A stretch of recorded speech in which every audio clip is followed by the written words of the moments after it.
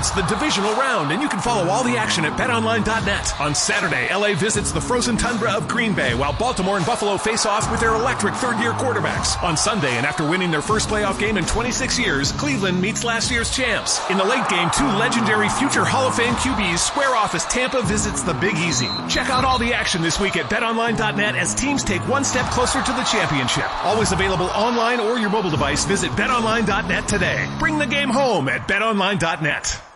It's the divisional round, and you can follow all the action at betonline.net. On Saturday, LA visits the frozen tundra of Green Bay, while Baltimore and Buffalo face off with their electric third-year quarterbacks. On Sunday, and after winning their first playoff game in 26 years, Cleveland meets last year's champs. In the late game, two legendary future Hall of Fame QBs square off as Tampa visits the Big Easy. Check out all the action this week at betonline.net as teams take one step closer to the championship. Always available online or your mobile device. Visit betonline.net today. Bring the game home at betonline.net.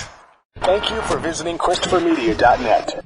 Thank you for visiting ChristopherMedia.net. Welcome to Sporgy, the show that gives you half-ass sports fans giving their half-ass opinions. And now, here are your hosts. It's 148. I'm Chris. I'm Rich. I'm the Iceman. And, yeah, it's going to be a fun show. We have a shit show of a sports week. Yeah, going on just all around. I think the only league that's pretty much avoiding massive amounts of controversy at the moment is the NHL. I did see that because they don't have a TV contract. Well, they're on ESPN Plus now. Ooh, I did see though a story today that Donald Brashear is working at Tim Hortons now, and people are mad that story was published because he's being shamed. Do we like to get pissed off at everything now? Really? So should we have like shamed every? I mean, should we have gotten mad when every other athlete who pissed away their fucking money or fucked up, their finances? Kurt Schilling starting Studio 38 to make video games and that going completely under to the tune of like, double digits worth of millions of dollars. Denny McClain going to prison for, Lenny Dykstra.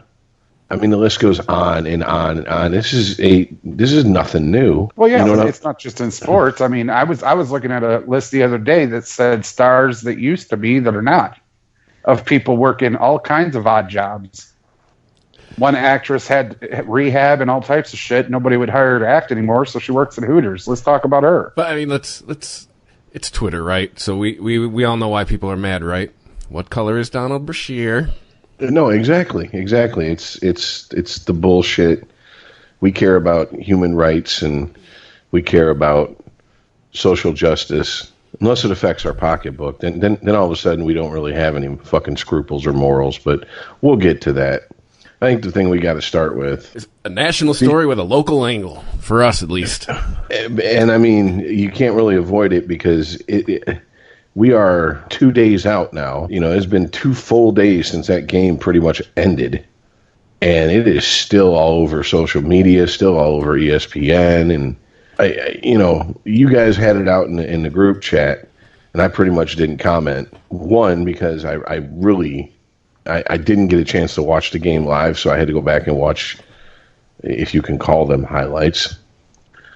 But I gotta say that there is first of all, the NFL does have a serious issue with its officiating. That's the end. That's end of story right there. I don't see how anyone can argue with that. And I'm not saying they have a problem with their officiating with the Lions. They got a problem with their officiating. Period. Yeah, because there was that sketchy call earlier this year with Mahomes.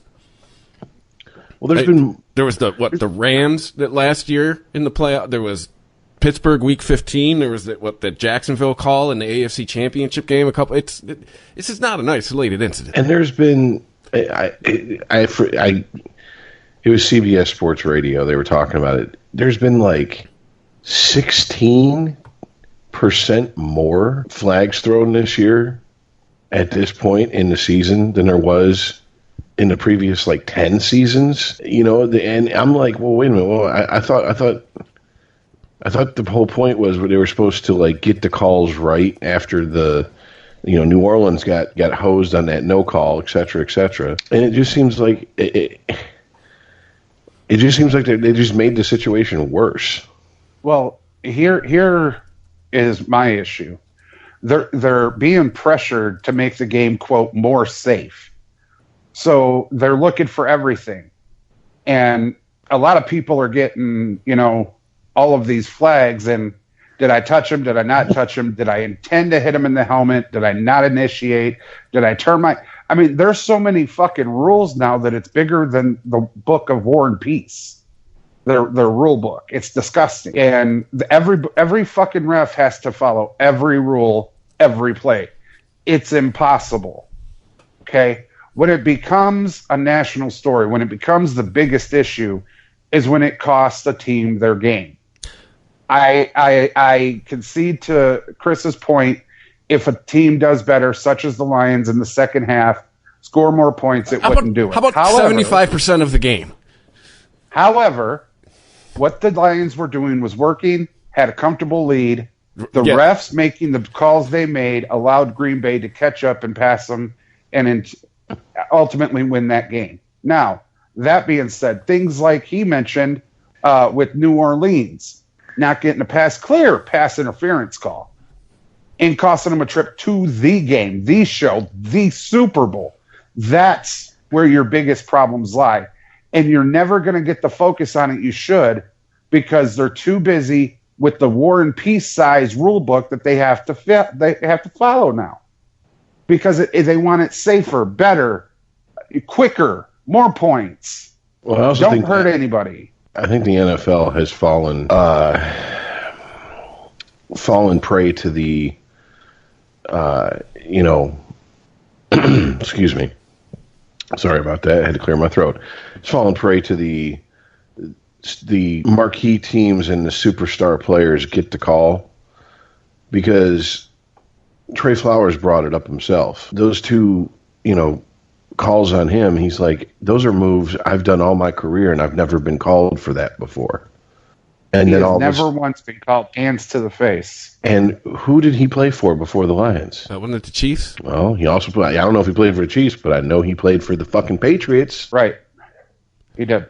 Sure did. 1 of 5 on the Lions to play for the Patriots. So you get that marquee team call, the benefit of the doubt call, and then all of a sudden you come to the Lions, and a move you've been doing for 12 years in your pro career is now all of a sudden a penalty, when it was never a penalty before. Well, yeah, I'm not saying, look, I don't care if it costs them the game or not. The fact is, there's bad calls being made, and these refs aren't being fined, aren't being called out, and aren't being fired. Aren't being replaced. Exactly. Damn right. That is completely unacceptable. If these are supposed to be the best refs the NFL can find, then the NFL needs to expand their search, because these refs are horrible. The vice president of football operations came out and said that's not something you ever want to see called on a pass rusher.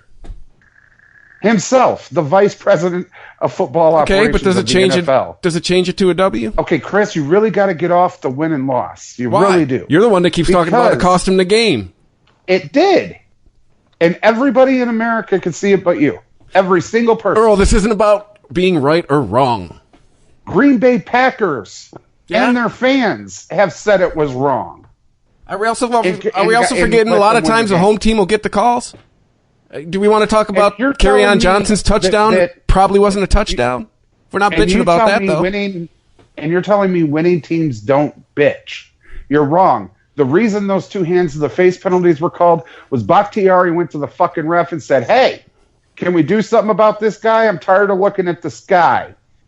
So anytime Bakhtiari threw his fucking head back, the ref threw a fucking flag and called him for hands to the face, and he didn't even touch his fucking face. He didn't even touch his neck. So he sold his hand never came off his pad. He sold it.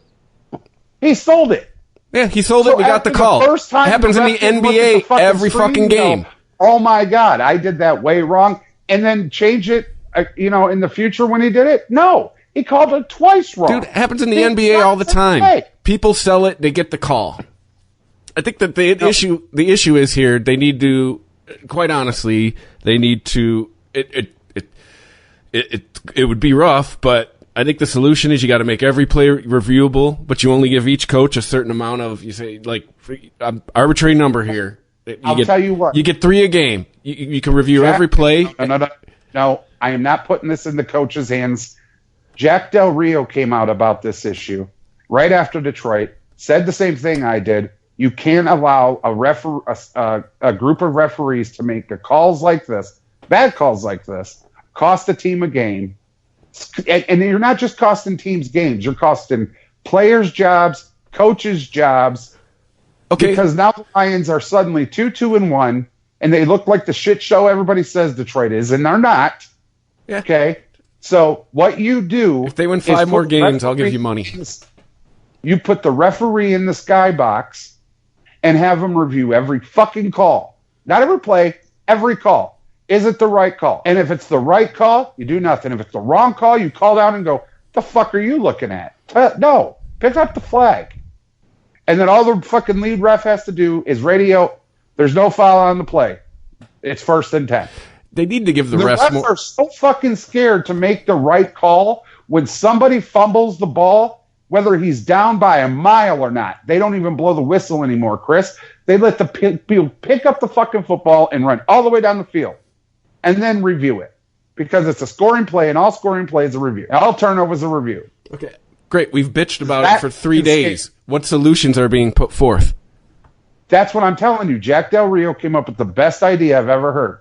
Cool. Put a fucking referee in the skybox. When that flag goes up, the ref up in the skybox immediately reviews that flag. Cool. He's a coach. He's not Goodell. So what's being introduced to fix this? There's nothing, dude. Nothing. Detroit gets screwed on Monday. Other people's going to get screwed on Sunday. This game's going to go on. The only thing, more in making this faster and safer for the players. So safe that you cannot touch a quarterback. If you touch above his shoulders, you're fucked. If you touch below his knees, you're done. And God forbid you get pushed into him and your helmet hits his helmet, you're ejected and fined.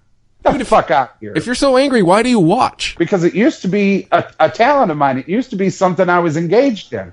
But here lately, and by lately I mean the past 3 to 4 seasons, including this one, it's become a shit show. Then why do you watch? I look like I'm watching the XFL right now. Then why do you watch? Exactly my point. If it's something that upsets you week after week for the last 3 or 4 years, why the fuck do you watch every Sunday? Here's the funny part. I used to watch more. I used to watch every game. I used to have NFL Network and NFL Game Pass and the Season Pass and be able to watch all these games. I used to watch on Sunday and then Sunday night and then Monday and not make any plans and make sure I was here to watch. I don't do that shit anymore. I watch 1 to 2 games. That's it. Well, and that's coming gradually to a close. Listen, if you're a football fan, you're a football fan. I'm not saying you're rooting, and just being a homer for your team, and you only care about what happens to your team. If you're a football fan, shouldn't you be upset that the league is putting incompetent refs out there, and then not only putting them out there, but protecting them by finding players who are calling them out for their incompetence instead of going, that was a bad call. You have X amount of bad calls per season, then you're demoted. You're no longer a crew chief, or you're no longer working games. You start hitting the refs in their paycheck, just like you do with players. You start taking game checks away from them. I guarantee you're gonna start seeing fucking a lot more accurate calls. I mean, how many players after this weekend did you see interviewed about that Monday Night Football game, and they basically were sitting there just picking their words very carefully, unless I can't remember which player it was. I knew he was on the Lions, obviously, but he was like, I don't give a fuck, fucking find me. And he just let it fly. And in fact, I believe his quote-unquote interview ended with him telling the reporters, get the fuck away from me, I've said my piece. Right, whereas you have Matt Stafford at the podium going, well, we played what we played, it happened when it happened, you guys have a better seat than we do. Camera shows it, and here we go. Well, that's the thing. I was trying to say that earlier. They need to get more technology involved with the referees. A podcast I listened to made a very good point today. We have better technology available to us in our living room than the referees do. Exactly. And, I think this is what Earl was trying to get at with what Jack Del Rio said. In the NHL, every goal is reviewed. I mean, just because the ref on the ice calls it a goal, the minute that light goes off, it's reviewed upstairs, and if they can't come to a conclusion, they send it to the head office in Toronto and review it. And they do it quick, fast, and in a hurry because unlike football, see, this is the thing. People are like, oh, well, football games will take forever. I'm sorry, does anyone bitch about the length of football games? It's not baseball. People bitch about the length of baseball games. Yeah. You're going to overtime. I'm happy. Extra football. Exactly. That's what I'm saying. Like, I know very few people who college football games routinely go 4.5 hours. And college football's huge. Huge. I mean, except for March Madness, it's probably the biggest single college sport. Week in, week out. No one's bitching. Get the calls right. And if the officials are just habitually calling bad calls, can't get the calls right, then yeah, that is not trying to cater to one team or cater to, coaches or whatever. That is, you have incompetent officials, replace them. That's what you should want to do. It's like any other workplace environment. If you owned a business and your employees were so incompetent that they were constantly fucking over the customers, they wouldn't be your employees for very long. The NBA is an organization that, after they got caught taking money and everything, watched their officials tremendously close. If there's a team and if there's a game and one side or another or both sides are just hacking and tripping and just double dribbling, whatever, and the ref hasn't blown his whistle, you won't see that official anymore. Really? You sure you want to make the statement about the NBA, home of the superstar calls? You sure about the statement? Yes. And you damn sure won't see him in the NBA Finals. Fucking Major League Baseball has made technology advances more than the NFL has. And by the way, the podcast you listened to that pointed that out, that is absolutely... I'm not saying what they said is ridiculous. The fact that people at home have better replay technology than the refs on the field, that's absolutely ridiculous. There's no excuse for that. The NFL makes money hand over fist. You can't tell me that, one, the NFL can't implement that technology. I don't buy it, okay? And two, you can't tell me they can't afford to implement that technology. I don't buy that either. I think this is the NFL's version of each umpire, like in baseball, each umpire having a different strike zone. And I think with the technology and the HD TV, and they can zoom in and they can show you the strike zone, I think it's very much. I mean, Todd's talked about it when he's been on. He's for fucking having a standard strike zone, them calling in balls and strikes to the ref via a headset or something. I mean, and Todd's pretty much a baseball purist in a lot of ways. So what's that tell you? So if baseball, who is all about tradition and keeping the game pure, is willing to do that, then I think it's time for the NFL to fucking step the fuck up and go, okay, look, we don't give a fuck what Mike Ditka says. We don't give a fuck what all these old timers say. You ain't in the league anymore. We got to get with the fucking times, because eventually you're going to, maybe not to people like you, Chris, and damn sure not as quick as people like you, Ice, but eventually people are going to start looking at this league as a joke, like it's the WWF or some shit. I mean, it's just all there is to it. I already do. That's what I was saying. I look at it as the XFL. Did you not fucking listen to me and what I just fucking said? I said, maybe not. Chris is not going to do it, but they're not all going to do it as damn quick as you did. The minute you see a call you don't like, especially if it involves a team you like, it's, no, this is fixed. We've been going through this for 3 years on this podcast. This ain't nothing new for us. This is just so fucking blatant and ridiculous that even when Monday Night Football announcers are sitting there going, you got to be kidding me with some of these calls. This is ridiculous. Right. Booger McFarland gets on and says, this can't happen. You can't do this. And we've been talking about the hands to the face penalties, both of them on Trey Flowers. What about clotheslining a Detroit receiver? You say sell it, Chris. He didn't have to sell it. It was wide fucking open. How about Carry-On's touchdown that wasn't a touchdown? I mean, if we want to talk about all the blown calls. It was a touchdown. I remember watching it going, okay, I'm a Lions fan, but I mean, if I'm a Packers fan, I'm a little pissed right now. Ball breaks the plane. If the ball breaks the plane, it's a touchdown. Done. In college, yeah. The NFL too. It's a rule. But see how you massage it when your team's on the right side of it, Earl? It's a rule. If it breaks the plane, he's in. It broke the plane, he was in. What the problem is? That's not even up for debate. Nobody debates that. Alrighty. Well, I think the important thing to ask is, do you think anything's going to be done about this? I highly, and if so, when? Let's put it that way. If they didn't adjust anything to affect their biggest game of the year, you think they're adjusting it for a Detroit Lions Monday Night Football game? I'm with you there. I think something might happen in the offseason. I don't think something's going to happen mid-season. That's exactly what I'm saying. I think it'll be done in the offseason.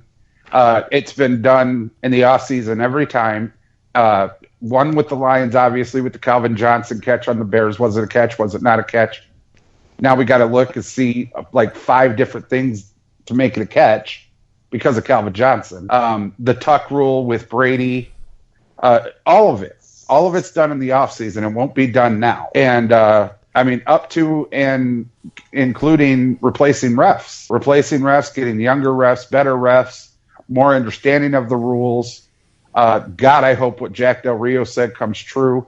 Anytime a flag flies, put him up in that fucking booth. Let him look at the play real quick. Was that a flag? Was it not a flag? Should there have been a flag? If the booth can initiate a review inside 2 minutes, they can initiate a review on any fucking play they want. Like I said, there has to be more accountability. They have to implement technology in there that they're not doing, obviously. And yeah, if you have refs who habitually make bad calls or blow calls, they're not doing their job. Nothing personal, buddy. Hey, it's nothing personal that Bledsoe lost his job to Brady, was it? Do you think Bill Belichick called up Bledsoe and was like, ha, ha, ha, you lost your job because I don't like you? No. They went with fucking who was more competent, who was going to fucking get them more wins. A ref's job is to be competent. A couple of things about this situation. To be a ref in the NFL, you have to start almost at peewee games and high school football games. And then college games and just damn near spend a lifetime refereeing and have a proven record to get in the NFL. The problem is, by the time you prove yourself and get in the NFL, you're 50, 60 years old. And they're big guys and everything, but you're not going to catch everything. So would you rather have inexperienced people making the calls? It's not about experienced or inexperienced. I would rather have somebody that can see and react quickly. You're going off the reservation here, Ice. Get rid of the hyperbole. All right, you're advocating for less experienced referees simply because of their age? Experience doesn't make a referee, dude. It doesn't. It helps, but it doesn't. You can study hard the rules, be able to watch a situation and judge when one of those rules are broken. I'm talking about experience. I'm not talking about studying. Experience, actually going out in the field and executing the job. The experience that ref had on Monday night betrayed his ass. When Bakhtiari went to him and said, could you do something about this guy? I'm tired of looking up at the sky. His experience said, watch the left side. He watched the left side. Did he actually say that? Or are you making this up? Go look it up. It's everywhere that Bakhtiari talked to the ref and said, do something about this guy. I'm tired of looking at the sky. No, I've read multiple articles that report him saying that to the refs on the field. And then the ref's experience, quote unquote, watch the left side.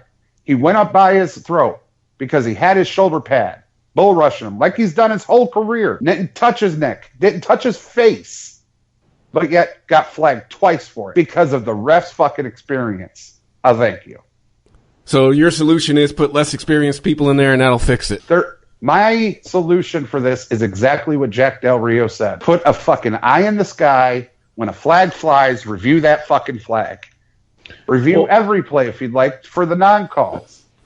We all remember in 2012 when the refs were on strike. Oh yeah, and they brought in the college refs, and they blew that call in the Packers Seahawks game. The minute that happened on Monday Night Football, that was such an embarrassment to the NFL that by the next week, the other refs were back and they had settled the strike. This is what I don't understand. Was it because it was Packers Lions that the NFL's kind of just standing pat and going, well, we'll deal with it eventually, but we really don't have time to deal with it right now in the middle of the season? Because they sure as fuck had time to deal with it when it was two of their marquee teams at that point. Let me ask you this, both of you, this question, and this is a serious, honest to God question. The NFL is celebrating this year being around for 100 seasons. Why in God's name is it so hard now to get calls right? Did they miss them back in the day? Yeah. Have the rules been added and changed since then? Sure. But in every game, every season, every Super Bowl, they were there. Refs were there, making, not making, missing, calling wrong. But as of late, however long do you want it to be, 10 years, 2 decades, whatever, it has become so bad that it is costing teams, plural, their games, coaches, their jobs. Because they don't let them play anymore. That's your answer, because they don't let them play. No, yeah. You said at the top of the thing, at the top of the show, all of these new rules. They don't just let them play anymore. Not only that, I think a lot of the problem is that you have refs who have been so insulated and protected from criticism from players, from coaches, via fines or threatens of suspensions. You better not say this, you better not say that, et cetera, that these refs just, well, whatever. I make a bad call. Oh, well. No, not oh, well. Not oh, fucking well. I don't understand. I mean, you have a league who constantly talks about getting the calls right, et cetera. You have a situation not just with the Monday night game, that just happened to be a game on the national stage. There's been a lot of bullshit calls this season, and people point them out, and the NFL just shrugs and goes, yeah, okay, see no evil, hear no evil, speak no evil, whatever. I mean, do you guys remember why the 85 Bears didn't go undefeated that year? Do you remember the exact reason and play that why that didn't happen? I was 6, so no.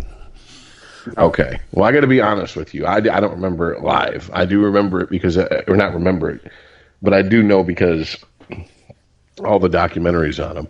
I can't remember who they were playing, but the Bears were playing a team. The call on the field went the Bears' way. They went and reviewed the play via instant replay. They reversed the play. The Bears lost the game. So Mike Ditka came out and said, well, my team lost because of instant replay. I'm against instant replay. And because it was Mike Ditka and it was such a fucking celebrated team, I think a lot of people started adopting that attitude.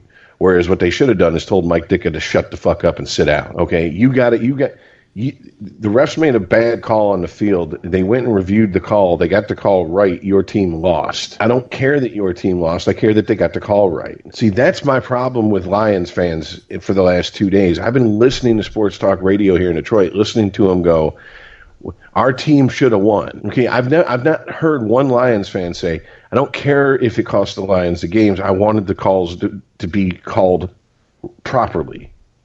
Now, one fucking fan has said that. The only unique, did you call into Detroit Sports Talk Radio this week? Thank you. Jesus.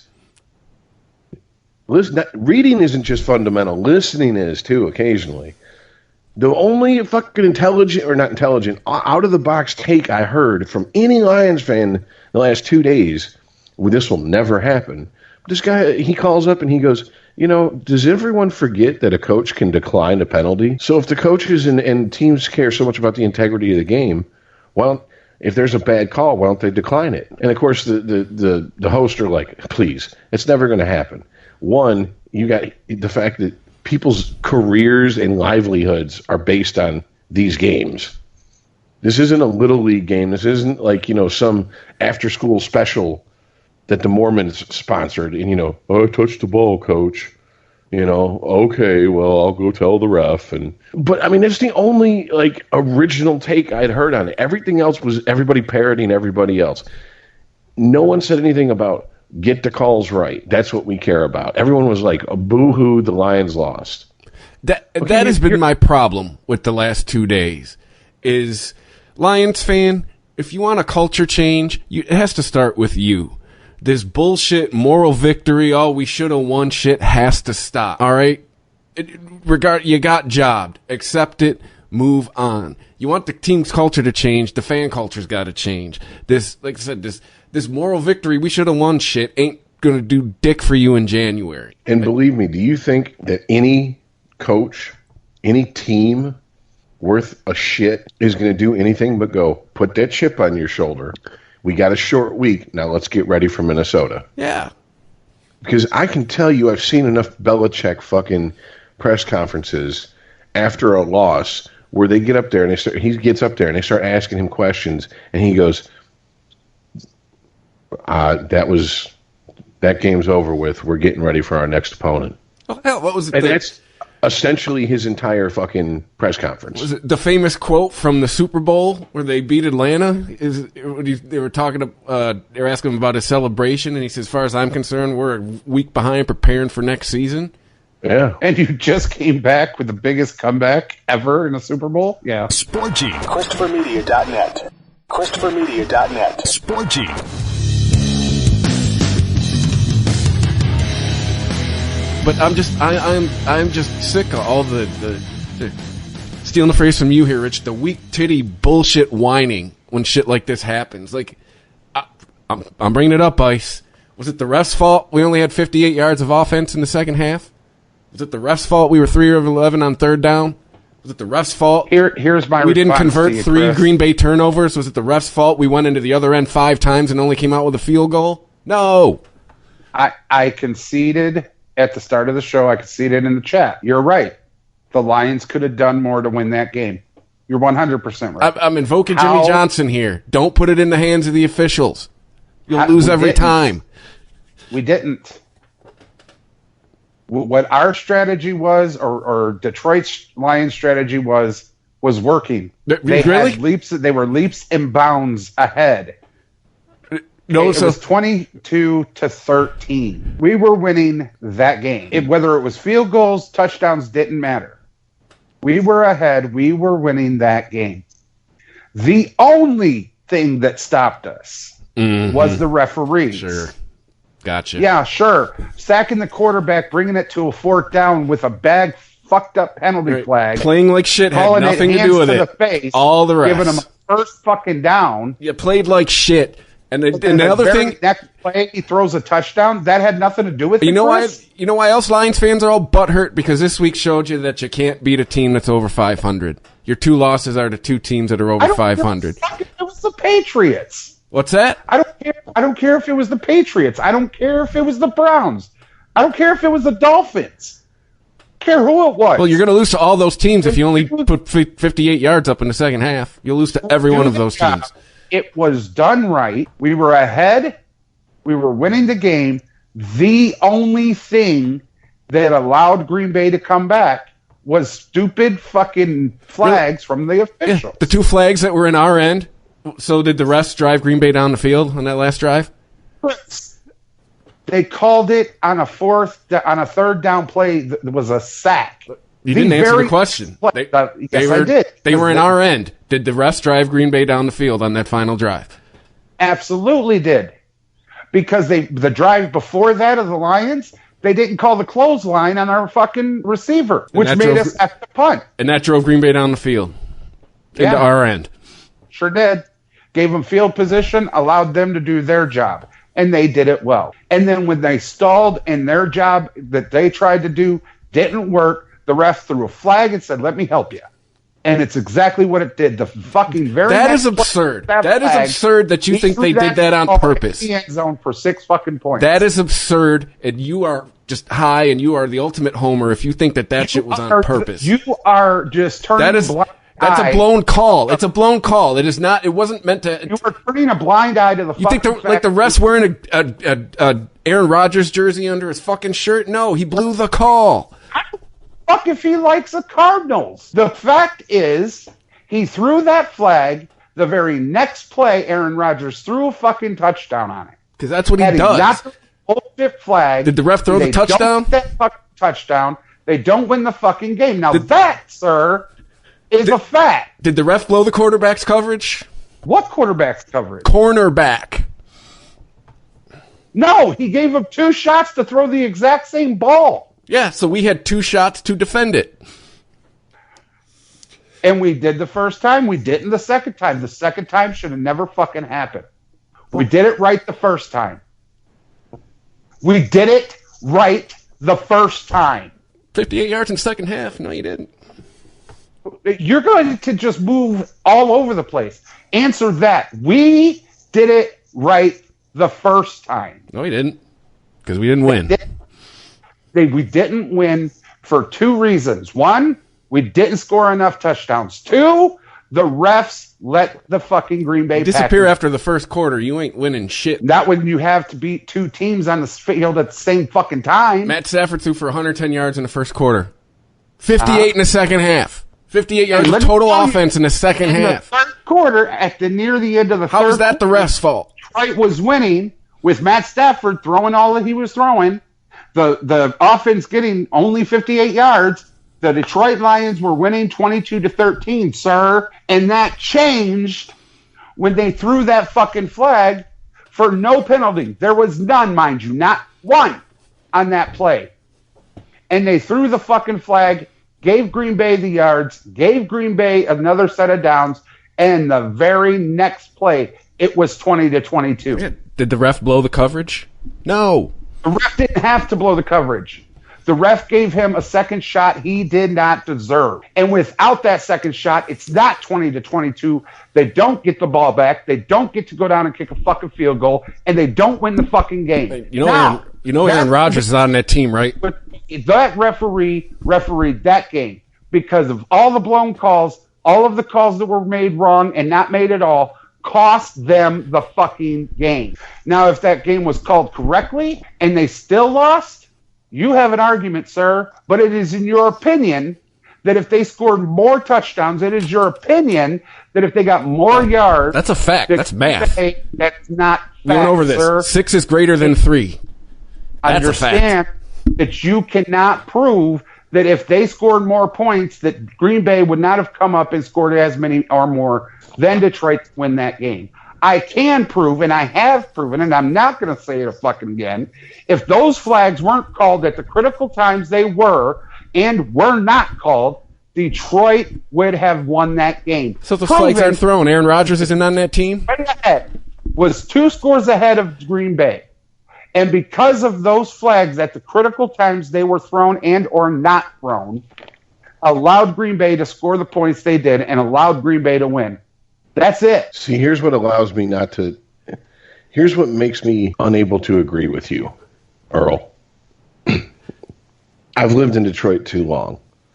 I've seen games where there's one bad call that is on top of a Detroit team playing a shitty half a game or 2/3 of a game, and the fans go, it's that one call. Case in point, Game 4, 2012 World Series, 2 outs. It's the 9th inning. Miguel Cabrera's at bat. He takes a pitch, called 3rd strike. Boom, Giants win the World Series. I listened for 2 weeks on Detroit Sports Radio about how, oh my God, Miguel Cabrera's got the best eye in baseball. That was not a 3rd strike that he watched go by. You got swept. Yeah, I was saying, didn't they get swept? And you're arguing about that being the reason that you didn't win the World Series? And I can do this with across the board, all Detroit sports teams, multiple times in my lifetime. This is a mindset. Okay, this isn't, you're pissed off, let's put this chip on our shoulder and go destroy the rest of the fucking league. That's what teams like, I don't know, New England, what U of M used to do. or not U of M, but MSU used to do. They used to do it real well. Mark D'Antonio used to just look for a reason to give his team a chip to put on their shoulder. No, it's, you know what it is, Rich? It's a fucking mentality that's out there, and I've hated it ever since I've seen the stupid fucking T-shirt and the bumper stickers. It's that Detroit versus everybody. Fuck that shit. I hate it. It's you're just putting on a T-shirt. You might as well just have a T-shirt that says victim, because that's what you're trying to portray. I want to say thank you for listening to the podcast. I have been on your side almost all season with the Lions, half a season last season. I'm not saying it's one call, one thing.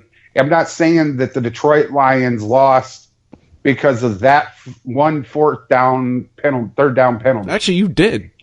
No, very I passionately. Did not. No, I did not. I said it was I'll send you the clips when we're done. Calls, all of the bullshit calls and not calls that the refs did, and it all was at very critical moments, and they all went against Detroit. Every fucking one of them.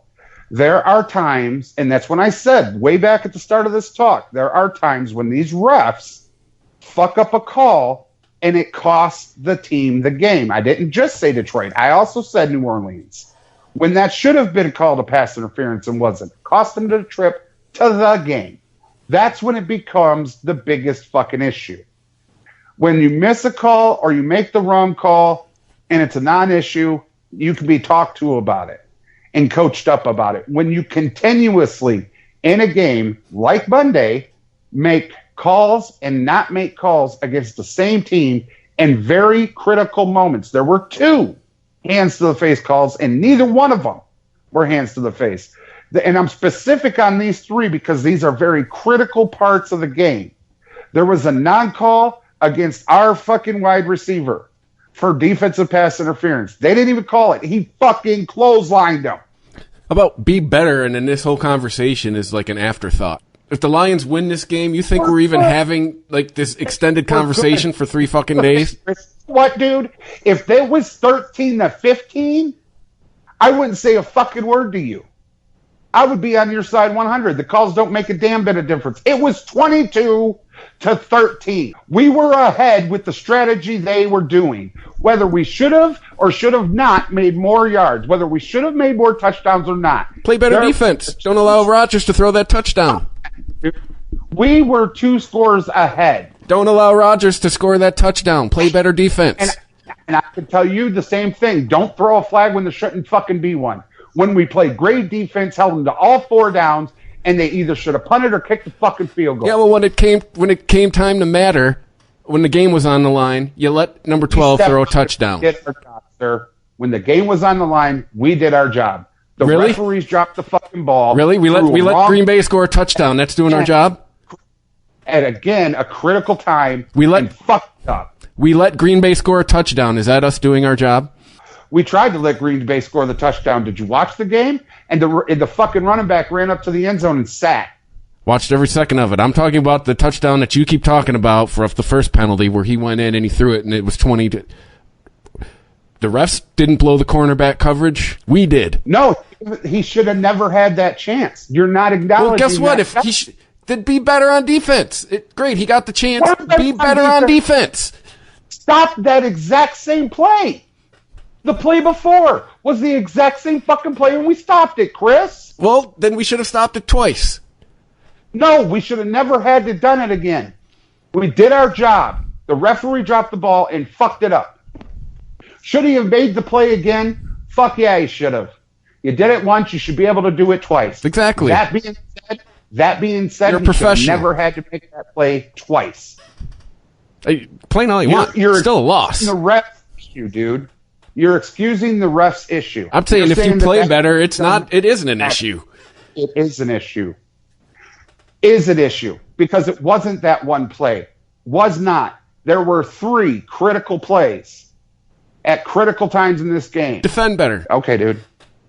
You're a hater. I don't know what to tell you. I'll be a crybaby. I'll be a hater. I'll be a hater based in reality. I'm fine with that. Sir, you're not even close to fucking reality. You haven't once said that the refs were wrong. Actually, I have several times. You haven't. Okay, I'm going to play your game now. Okay, I'll send you the clips. I'll send you all the things in the group chat. I've I've told you 100. I've said a bunch of times the refs blew the call. And that didn't cost them the game. Their shitty defense cost them the game. Full fucking shit. If, like I told 58 yards in the second quarter, or in the second half, cost you the game. In the 13, you and me would have the same fucking facts. But it's not. We were at least 2 scores ahead of Green Bay. The only way they got into even close to where the Lions were was because of the fucking refs, dude. Had nothing to do with the bad man that Aaron Rodgers is. Had nothing to do with the game plan the whole Green Bay had. It had to do with our shitty defense. You're right. It had to do with the fucking refs, dude. Period. You get 4 fucking downs. You get stopped, you're done. Unless you're Green Bay on Monday night. That Monday night. Yeah, well, don't home teams usually get calls? They were the home team. Okay, and it cost us the game. Good job, Green Bay. Our Good job, shitty play cost us the game. Okay. The ref blew the call. Fuck that shit.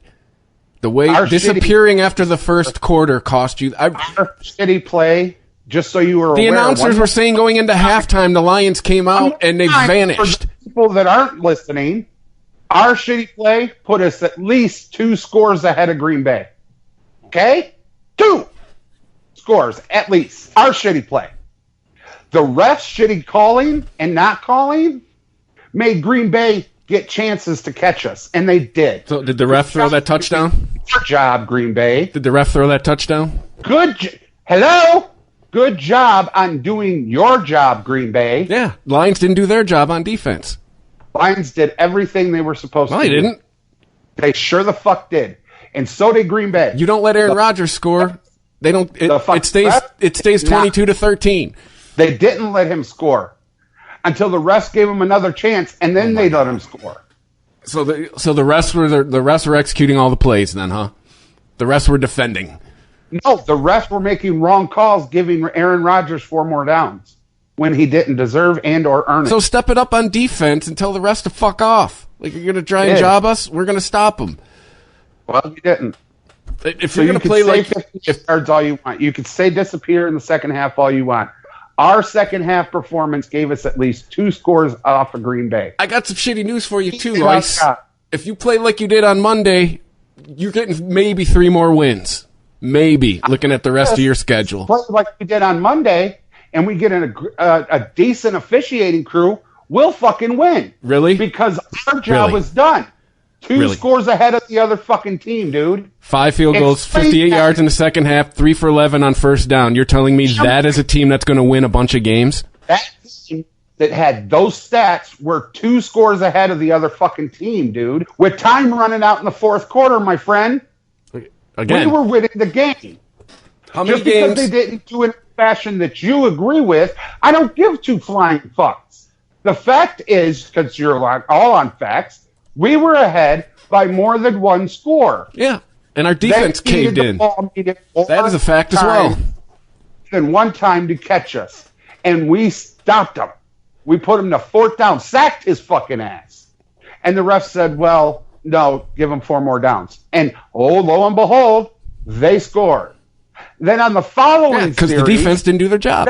They called interference on the defense, which was Green Bay, for clotheslining a Detroit receiver, making us have to punt. So we give them field position, they come down, and then they score the field goal and run all the time down and win the game. 58 yards of offense in the second half.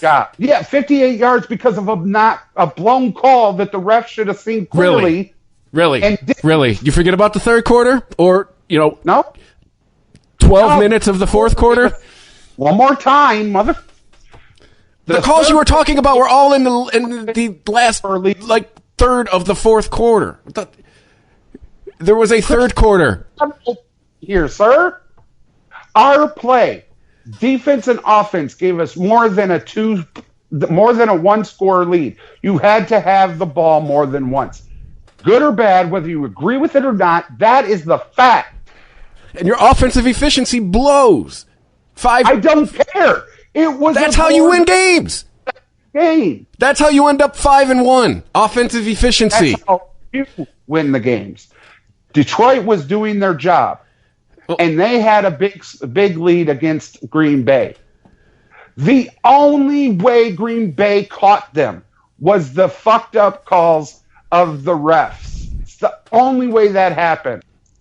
Green Bay did not score touchdowns until the ref blew the fucking call. That is a fact. They scored a touchdown in the first half. In the second half, when we had a big lead, they did not catch them until the ref started blowing fucking calls when time was fucking running out. You know what I find most amusing in all this? I've never heard either of you argue this passionately about a team that wasn't the Lions and bad calls surrounding them. And I get it's because it's your fucking team. Has nothing to do with it. Okay. Now I'm calling bullshit. Yeah. I can at least have some compassion for you until you try to fucking pimp that shit on me, homeboy. No, I said the same thing about New Orleans. The Saints should have been in the fucking Super Bowl. Yeah, but they weren't. Shoulda, coulda, woulda. You know what that is? Adam Carolla calls it the language of losers. You know the one call that I'm amazed no one is really bitching about the most? When Green Bay had 13 players on the field. I've seen the screenshot. I've seen the replay. I paused it. I counted people on the screenshot.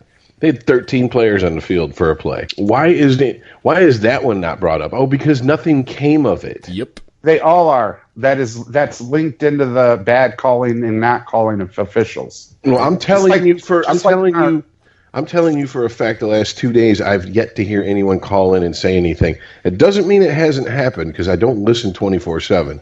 But on the radio, sports radio here in Detroit, I've yet to hear anyone call in and say anything about that play. Well, and to me, that just points to, because you didn't get screwed by that non-call, that doesn't matter to you. Yeah. It's a typical Lions fan. What about the call when the cornerback for the Lions was going for the ball and cracked Geronimo Allison in the head? Because Geronimo went down for the ball and bent his head down right in front of the cornerback. Helmet-to-helmet contact and unsportsmanlike and all this shit. No, it wasn't. He was going for the ball. He didn't initiate contact. He didn't lead with his helmet. He wasn't even going for the tackle. He was going for the fucking ball. Well, we've all, in all the years we've been doing this show, sat and bitched about the ridiculousness of those calls. I think that's pretty much a given. I don't really give a fuck whose team did what on that. There's a difference between intent to you're going in headhunting and incidental contact, helmet on helmet contact. Here's the thing. This is why I like Jack Del Rio's idea so well. Because when the announcers on Monday Night Football kept going to the guy, Mike or whatever, the referee, and asking, what's he supposed to do here? He said he's supposed to play football like he's been playing football. Go for that ball. That should not have been called. Because the rule clearly states in order for that to be called, he has to show intent. He has to lead with his helmet. And he wasn't doing any of that. He was going for the fucking ball. And then he would go back to him about the plays I'm talking about. And he's going, where do you see that this is hands to the face? And then the ref tried to stick with the refs on this. And he goes, well, it's up by his...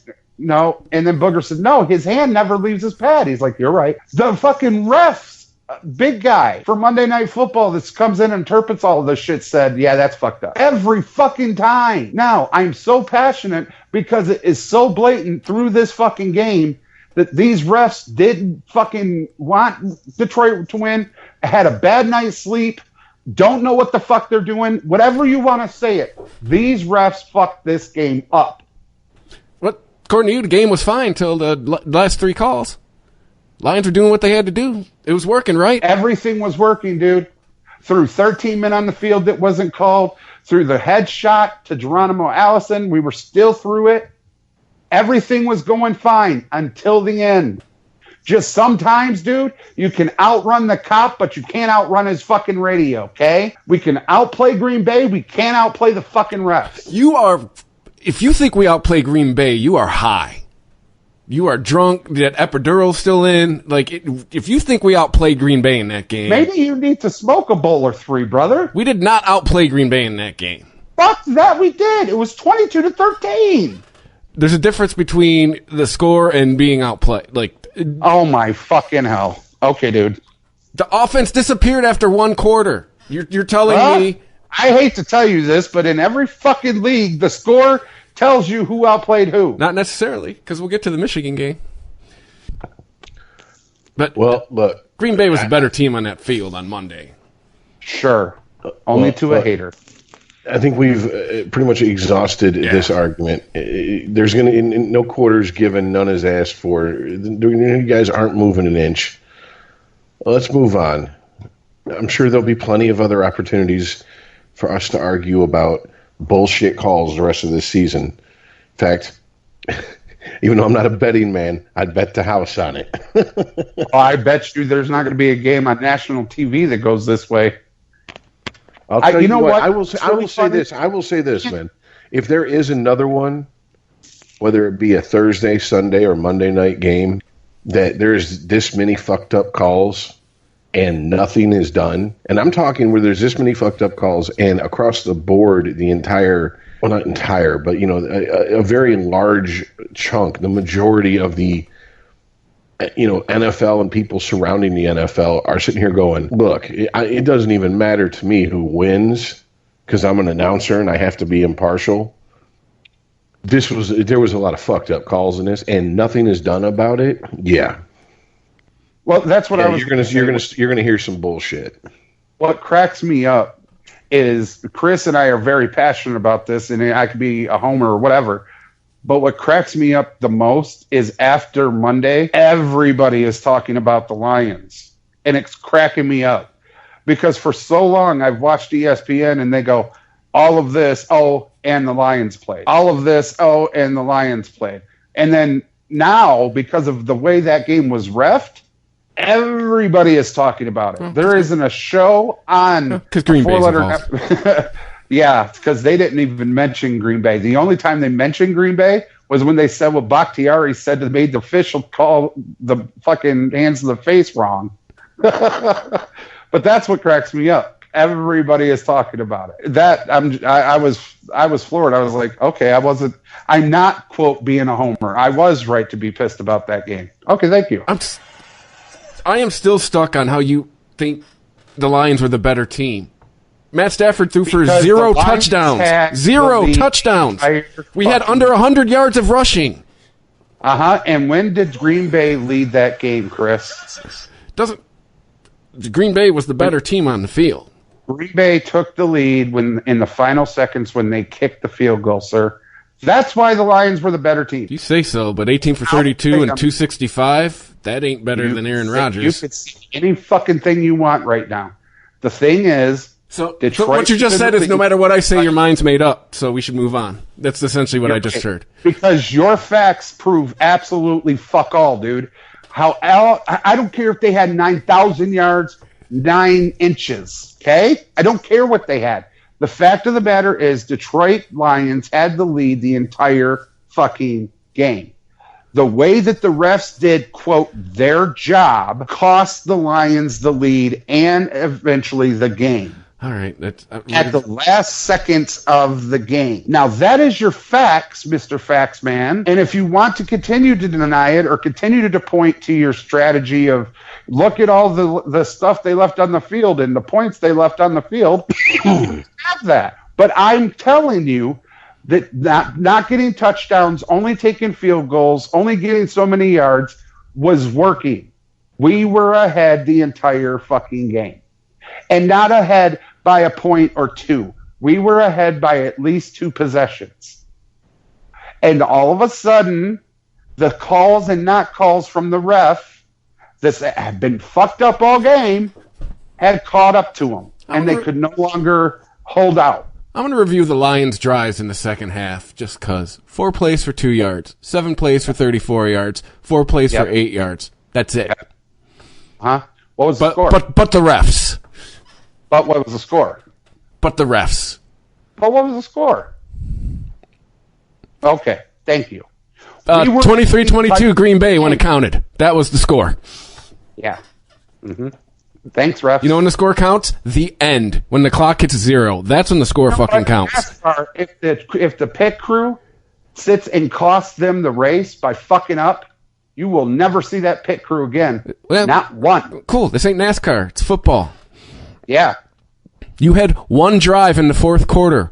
One drive. Mm-hmm. One drive in the fourth quarter. And you know what's funny about that, Chris? We were still leading. Thank you. Not when the clock hits 0, which is when it counts. Right. You can lead all game. If you don't lead when the clock hits 0, great. Good job. Right. You're the smartest kid with Down syndrome. That's what we've learned from Monday night. What? That you can't play two teams at once. Oh, Jesus Christ. All right. Okay. Can we move on? You're getting... Your point is moot, Haas. Why? Because you can't say for a fact that the Lions' lack of offense or fucked up defense is what cost them the game. If that were fucking true, it wouldn't have taken them the entire fucking game to take the lead. And we wouldn't have been at least 2 possessions ahead of Green Bay if our play was what cost us the game. One scoring drive in the fourth quarter. Is that the ref's fault? Yes, because in the fourth quarter... Really? Because it was at 12 minutes. It was at 12:17. That's the ref's fault?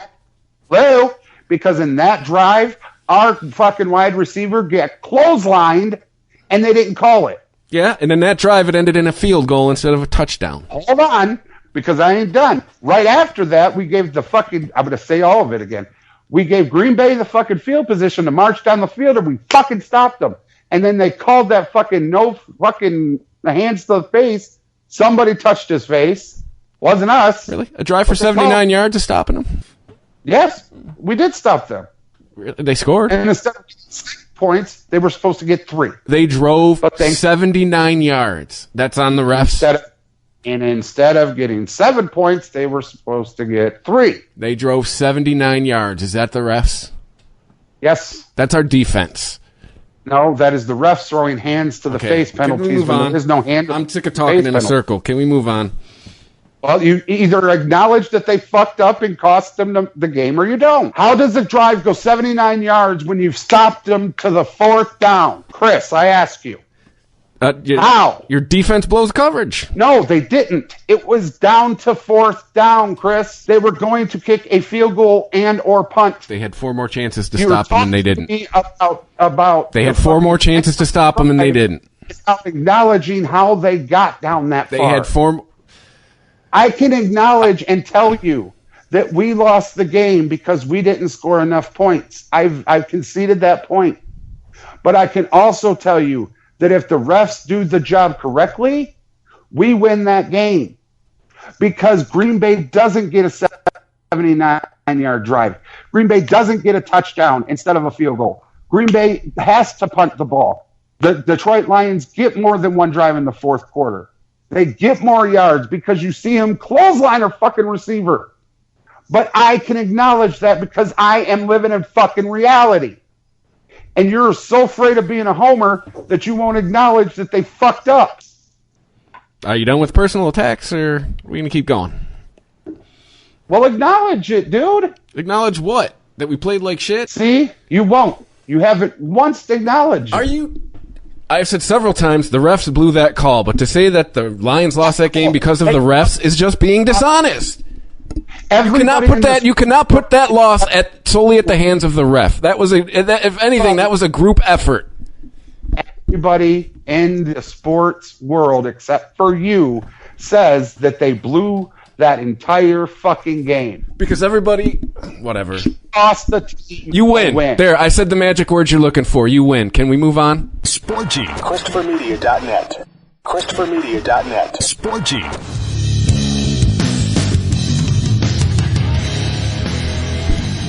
Okay, well, moving on from blown calls to a lot of shit going on for the Anaheim Angels.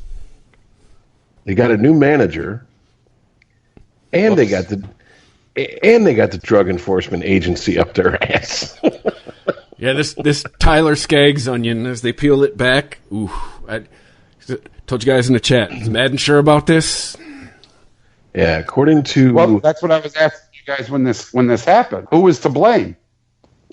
Well, if the DEA is involved, that means they believe somebody crossed state lines to provide somebody with drugs, because that makes it federal.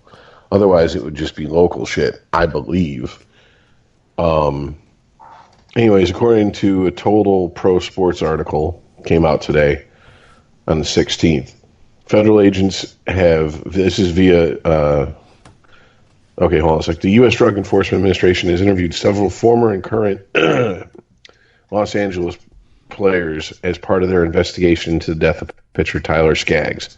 Via the LA Times, federal agents have interviewed at least 6 current and former Angels players as part of their investigation, according to a person with knowledge of the interviews who is not authorized to speak publicly about them. A representative of pitcher Tyler Cahill confirmed that his client was questioned by U.S. Drug Enforcement agents, administration agents in Texas in September. Pitchers Andrew Heaney, No Ramirez, and Matt Harvey, who was released by the team July 21st, were also questioned. The names of the other 2 players questioned are not known. It should also be noted that the article stated players weren't targeted for any specific reason or suspected of using opiates or implicated in any potential crime. Now, the toxicology reports come out, and it turns out that Skaggs had fentanyl, oxycodone, and alcohol in his system. And because of that mixture, the intoxication with terminal, his cause of death was intoxication with terminal aspiration of gastric contents. In other words, he pulled a Hendrix and choked on his puke. So, yeah, a lot of things come up. First one is, and I heard this in another podcast, why didn't they test him? Why didn't he drop dirty when they tested him? The point that was made was, well, if your team is prescribing you painkillers and they're opiates, of course you're going to drop dirty for them. Is that considered a banned substance, though? I don't think so. If you're not playing on it, exactly, or even if you are.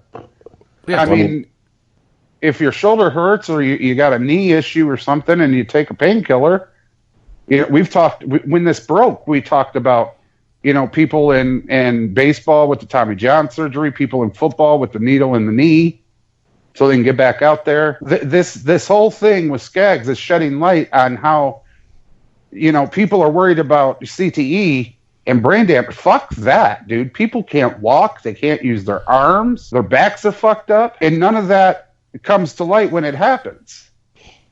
Yeah, but you could argue that's when you play professional sports, those are some of the risks you assume.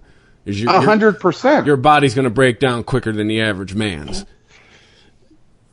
Well, yeah, I think everyone could agree, even doctors, that the average human's arm was not made or evolved, however you want to look at it, depending on your view of things, to throw a ball 100 miles per hour. You're basically contorting your body to get the ball to do what you want it to do, and it takes a fucking toll on you. Now, my concern, I'm a huge fan of sports movies. Huge fan. Probably seen every one that's been made. Now, I watched Any Given Sunday, and there's a lot in there, if you watch, to look for it, that will show you what goes on in something like the NFL and the MLB. They have Lawrence Taylor playing a linebacker, and the doctor tells him, "Look, if you take one more serious hit, you could be paralyzed for life." And he's like, "Look, man, I got $1 million riding on the next tackle. Just give me a shot and let me go." That's real shit. But nobody talks about it except for in the movies. And Skaggs did it and said, "Look, I got money, man. I'm going to do this." And then got addicted to painkillers, apparently. Because anybody that knows anything about the painkiller fentanyl, you don't really need much else. And if you do, it's time to go on IR for a bit. Well, and I mean, everybody knows you don't mix opiates and alcohol. That's a combination for, exactly what happened. That's killed musicians. That's killed plenty of everyday, people who weren't famous. I mean, that's one of the things that, there's a drummer I played with for years and years who died in his, I guess you could, if you want to be technical about it, early 30s. If you want to be, give him a little bit longer, you can say mid 30s, but still, So 33. Dropping dead at 32, 33. That ain't normal. You know what I'm saying?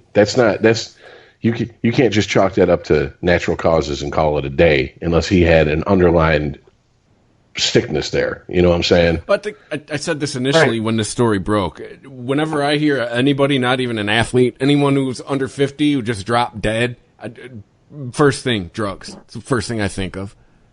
27-year-olds just don't drop dead. 26, 27. Yeah. Yeah. Well, I mean, also, let's be honest, two of us are musicians. Being musicians, we know the history of, a lot of musicians. 27 is that magic age, and it's hardly ever due to anything besides drug abuse or an accident, a plane crash or something. Terminal disease shows up every now and then, but yeah. Very rarely does it, does that happen. Or a combination of fuckery, like, you get with, oh shit, I can't remember the musician. The guy who recorded, who Jeff Buckley was drunk and he went out swimming and he drowned. It's like, dude, you don't swim in the middle of the night. You don't go swimming in the middle of the night when you're drunk, dude. You don't do it when you're sober, let alone drunk. Yeah, I mean, let's be honest here. So I wonder, now that the DEA is involved, how deep is this investigation going to go? Because something that was brought up in another podcast that I listened to, the one that brought up, about testing, how come this didn't show up in his system?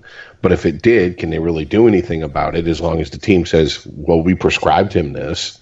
Of course he tested positive for it. We gave it to him. And I mean, the testing isn't going to tell you necessarily whether he's abusing it or not. I mean, alcohol stays in your system for 24 hours, maybe. I mean, he was a 0.1, I think they said 0.13. Oh, that's pretty drunk.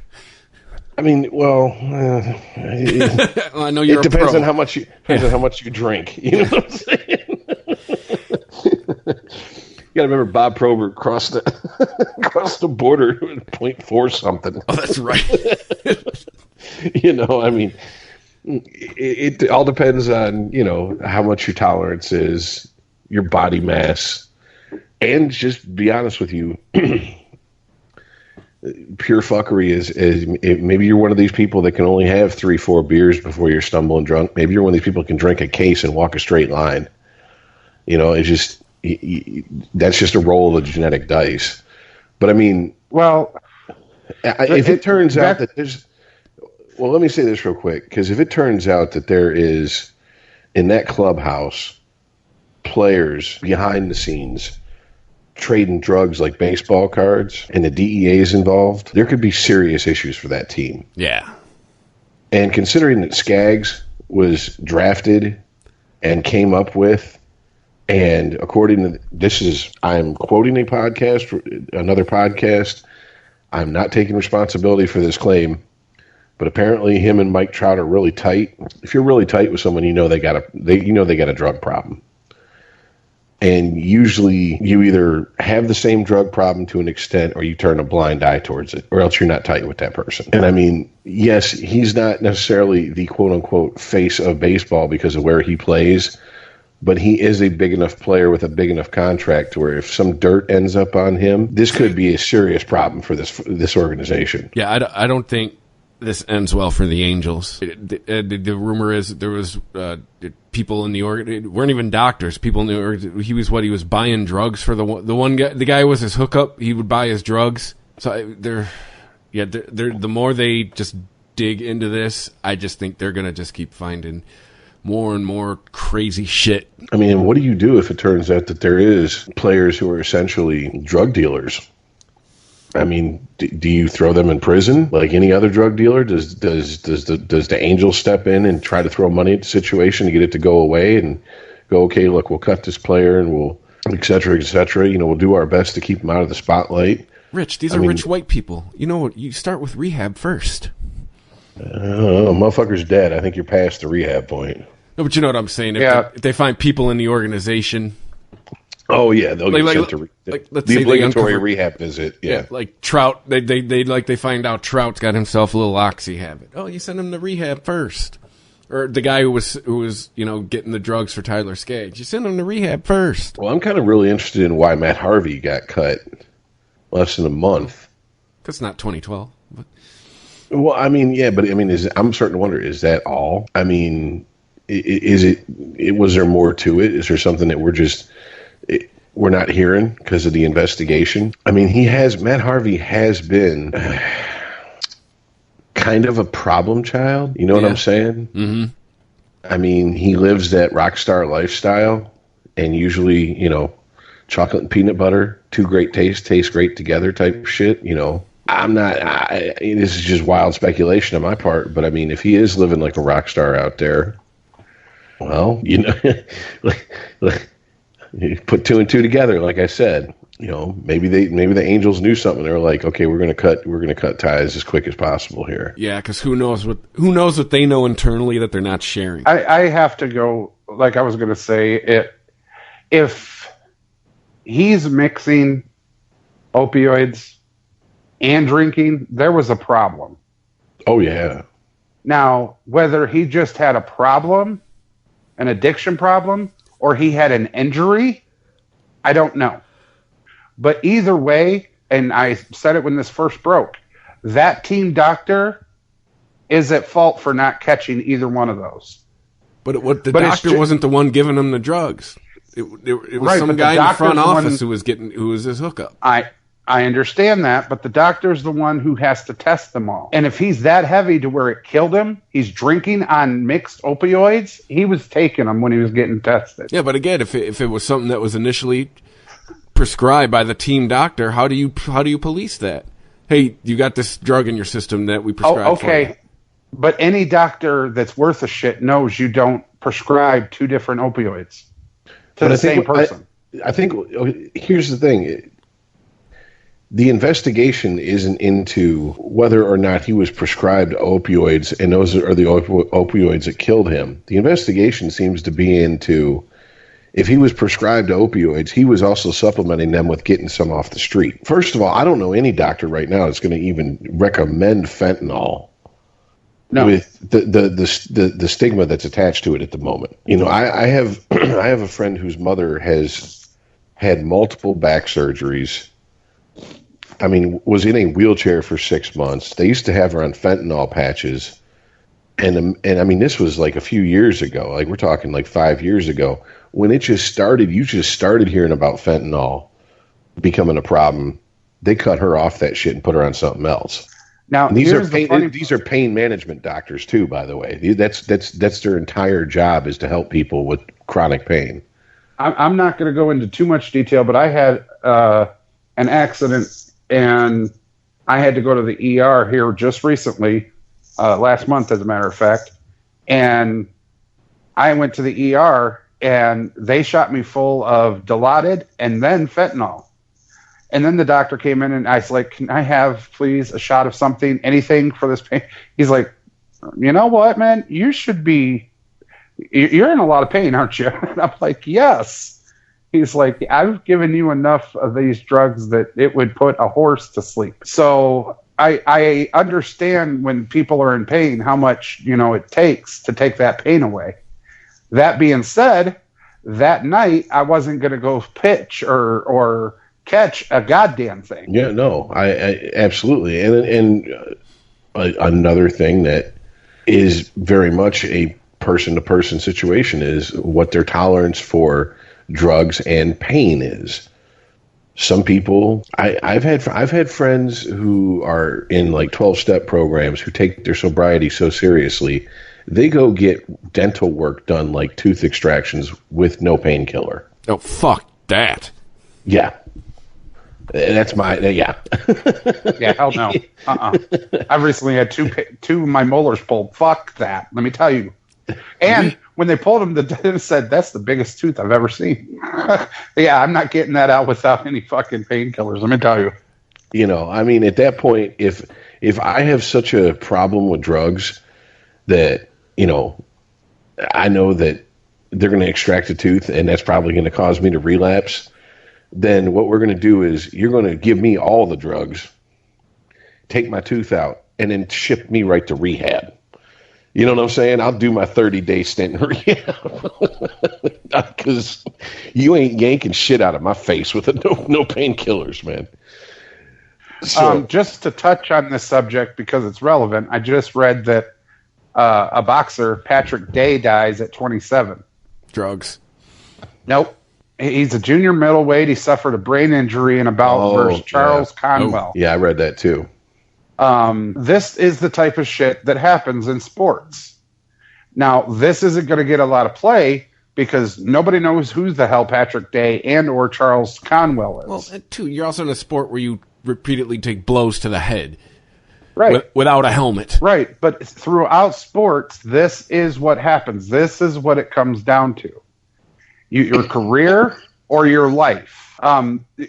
Unfortunately, and I feel bad because he was 27, but so was Patrick Day.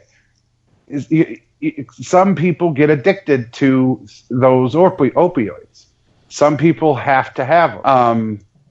Recently, Chris pointed out that one of the NFL players didn't ever play a game that he wasn't high on weed. Percy Harvin. That's a lot of them.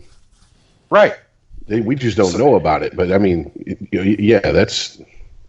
So this is, and this is just player to player, but it's across leagues. It's across different sports. Right now, the Kansas City Chiefs are suffering and losing games because their star, what the fuck quarterback is hurt. He's playing hurt.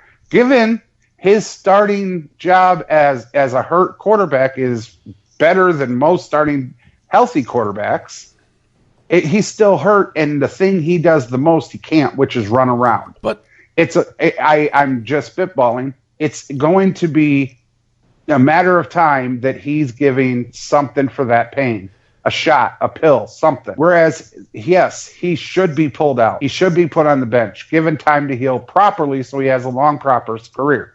Fortunately, it's a money game, and that's not going to happen. People are looking to see number 15 at the helm lead the Chiefs. But it's risks you assume, man. They're not indentured servants. They're not slaves. They can go do something else. He could be Patrick Mahomes, the middle manager, if he wants to. Yep, totally agree. No one's making him do this shit. It sucks that's what comes down to. Why? It's a choice. He's choosing to play through that injury. I ask it like this because I live with an over-the-road trucker. An over-the-road trucker sacrifices his time with his family, daughter, son, wife, all of it, to go across country, deliver goods in a big-ass truck, and miss time with all of his family. You miss birthdays, anniversaries, graduations, first steps. You miss all of that. You choose to sacrifice to go make the money. It's the same thing in sports. Are you going to tell a truck driver, don't take that job because you're going to miss out? Or are you going to say, good for you for making that sacrifice so your family lives better? Well, I'll tell you what. There's a huge disparity in salaries with the two jobs you just compared there, Ice. Just saying. But the principle in lies is the same. No, hold on. Because I didn't just live with one. My father owned his own trucking fleet, and he was an owner-operator. I can tell you this. The pay has gone up quite a bit for drivers. I don't know about owner-operators, but to just sign on with a company. But, I mean, just to be brutally honest, I think a better comparison would be, I don't know, anyone who works as a first responder, an EMT, because you're sacrificing all the same things that a trucker does. You don't get days off because they're holidays. You're going to work second, third shift, so you're going to miss out on a bunch of shit. And a lot of them guys don't get paid more than like 35, 40 grand a year. And they put themselves in danger. They're one of those class of jobs that we've talked about where when everyone else is running away from shit, they're running towards it. I mean, but your point stands, and I understand, but we're getting off into the fucking... We're looking for a lost ball in high weeds at this point. So let's pull it back to the point here. you got the DEA, you got the federal government involved investigating essentially a baseball team. You know, since their source is saying to the LA Times, we're not investigating any player specifically, then you just have to take it as they're investigating the team as a whole. Like I said, this is this going to lead to more congressional bullshit hearings like we went through with steroids? I mean, look, I get some people hate the idea of steroids in sports, et cetera, performance-enhancing drugs, all this shit. Do we really need our government wasting time and money on it, though? When absolutely nothing came of it, no one went to prison for it. Well, they got to look like they're doing something like right. This. If the DEA is involved, then they're saying that the drugs came from somewhere other than the United States. No, DEA, drugs just have to cross state lines. Yeah. Okay. I mean, yeah, no, but it does include coming in from another country, but you just got to cross state lines with it. Then it becomes a federal offense. Well, even at that point, then, yeah, I don't care if it was a baseball player or a t-ball player. I want to know that somebody's being held accountable for transporting drugs across state lines, and I want that to stop. That's what they're there for. No, I don't think we need a congressional hearing for opioids in sports, but I think the DEA's job is definitely to investigate where these drugs came from.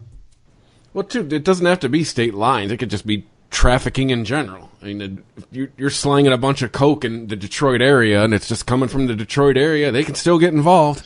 And they did. So, I mean, they could just be investigating the organization just for trafficking in general, because if you think it's just Tyler Skaggs? White boy Rick looking at you. Yeah, no, I don't. That's my whole point behind this whole thing with Mahomes.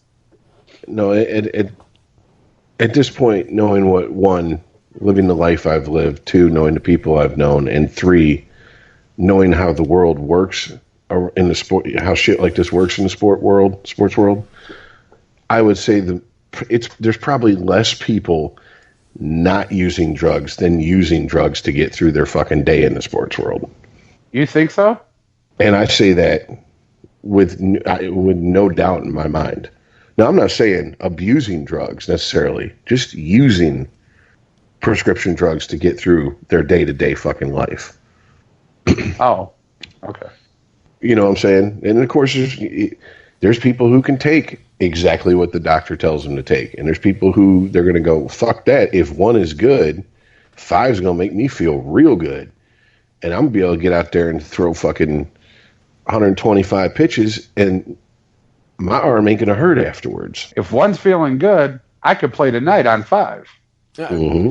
I had a friend who was a roofer, and it started with a couple, and then it turned into like 10 before work, 10 at lunch, 10 after work. I mean, that shit snowballs, man.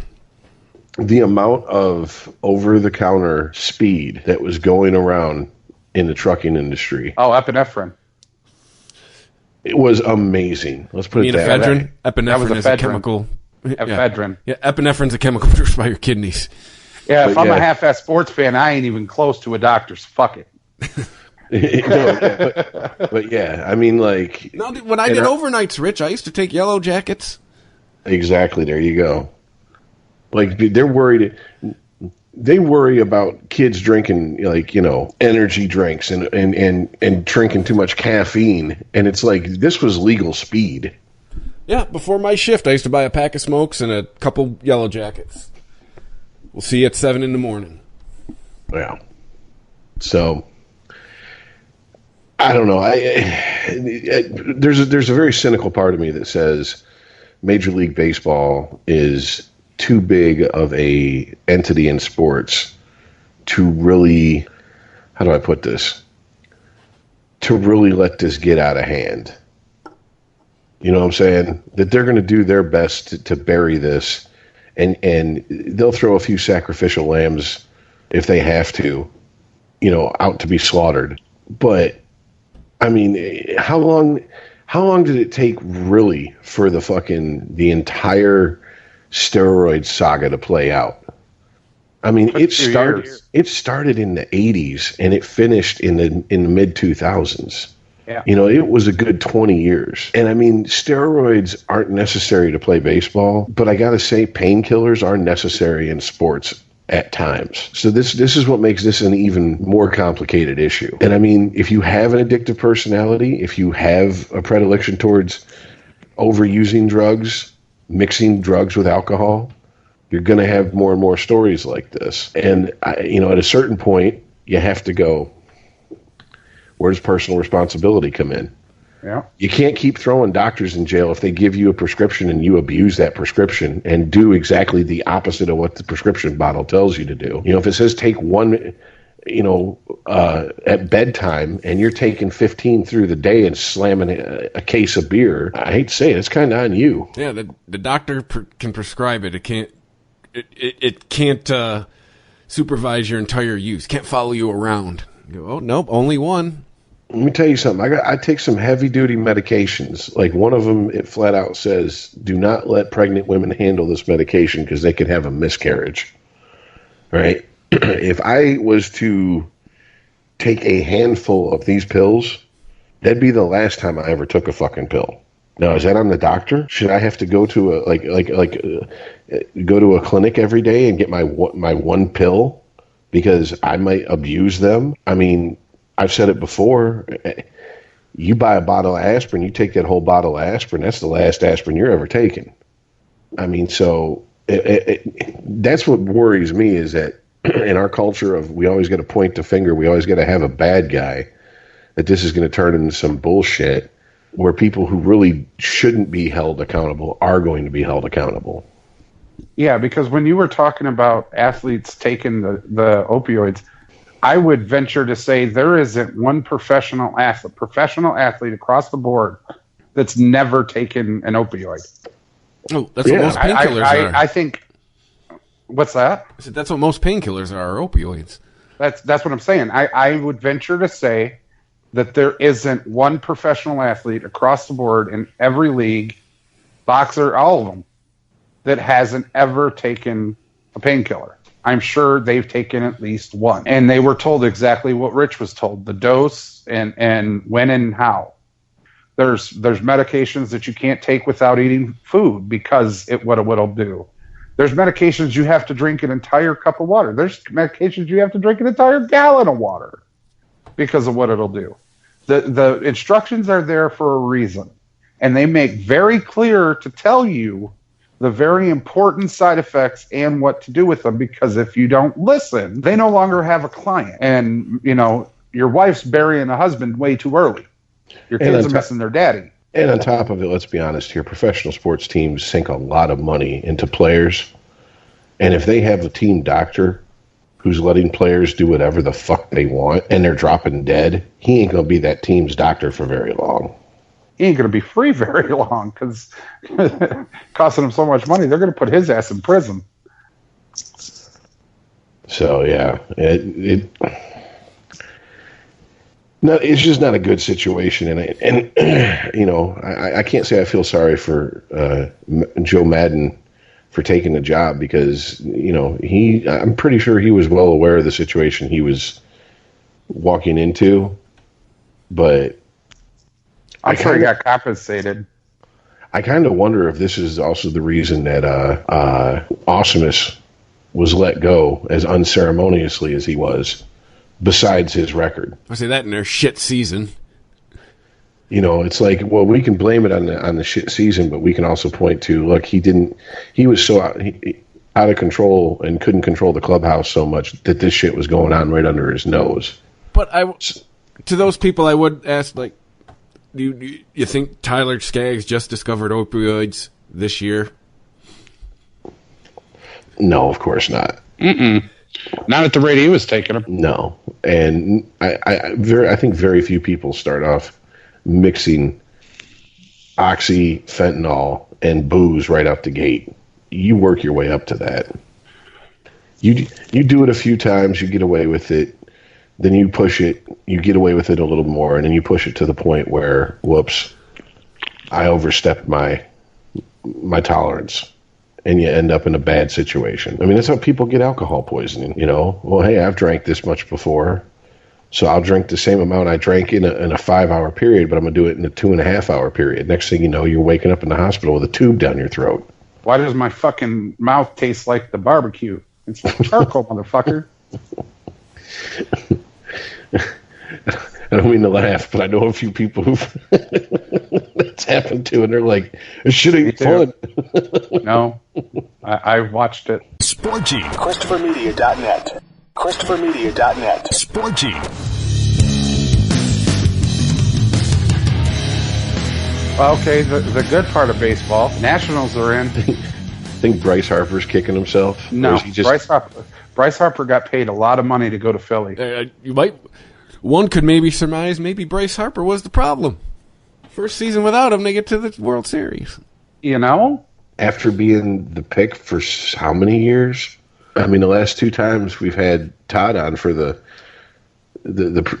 season preview, he's like, I hesitate to say the Nationals because, well, you know, let's be honest here. Every year someone says the Nationals and they continue to underperform. And yeah, well, they swept the Cardinals this year.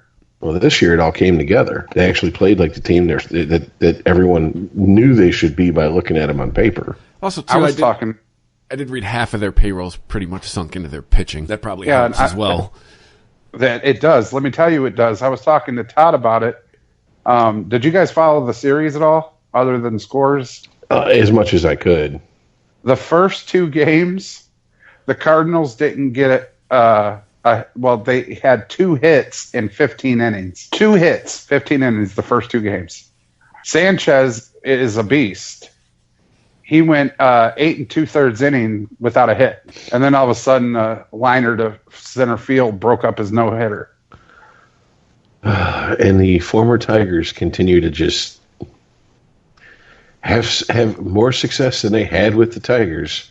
And keep saying that because the second game was Max Scherzer, and he didn't throw a hit until the 7th inning. And their closer is Fernando Rodney. Sure is. And they're set up to go against another Tiger favorite in Verlander. Hey, at least we know they were good enough, right? Just not on our team. They just didn't like to perform for the Tigers. Oh, I can pitch, motherfucker. I ain't going to pitch for Detroit, though. I'd trade me.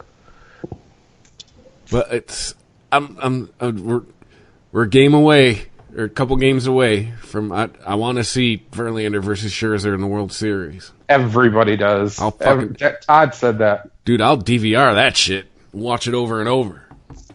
That would be amazing. Who wins? You can't pick that game. There will be so Houston, many bets on that game. Houston's got a better lineup, my opinion, as far as bats. Well, isn't it? Am I the only one taking a perverse amount of joy in the fact that the Yankees are in the situation they're in? No, God, no. Anybody who even thinks about ever watching baseball is like down 3-1 in the series. Good luck. The only ever team to come back from that is your arch enemy, the Red Sox, and they did it against you. It did. Slow the roll. It's 2-1, not 3-1. I was going to say, yeah. Oh, third game. My bad. You know, this could be a series by tomorrow night. Yeah, it was supposed to be tonight, but a lot of rain. Well, I just somehow don't think the Yankees are going to pull a 2004 Red Sox. But they're loving all that money they paid Stanton.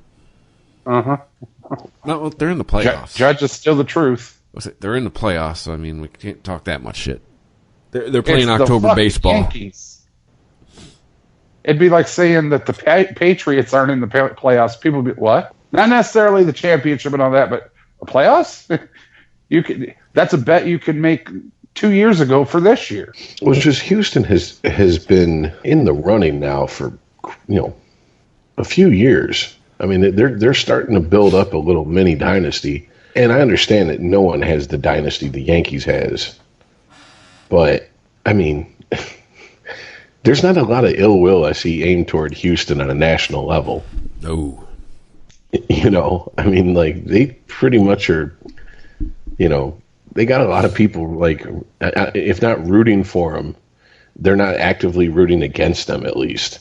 Well, any story I could think of with the Houston Astros is a good one. I can't think of anything where people are like, oh, fuck that. Here they go. You know, Nolan Ryan, when he played for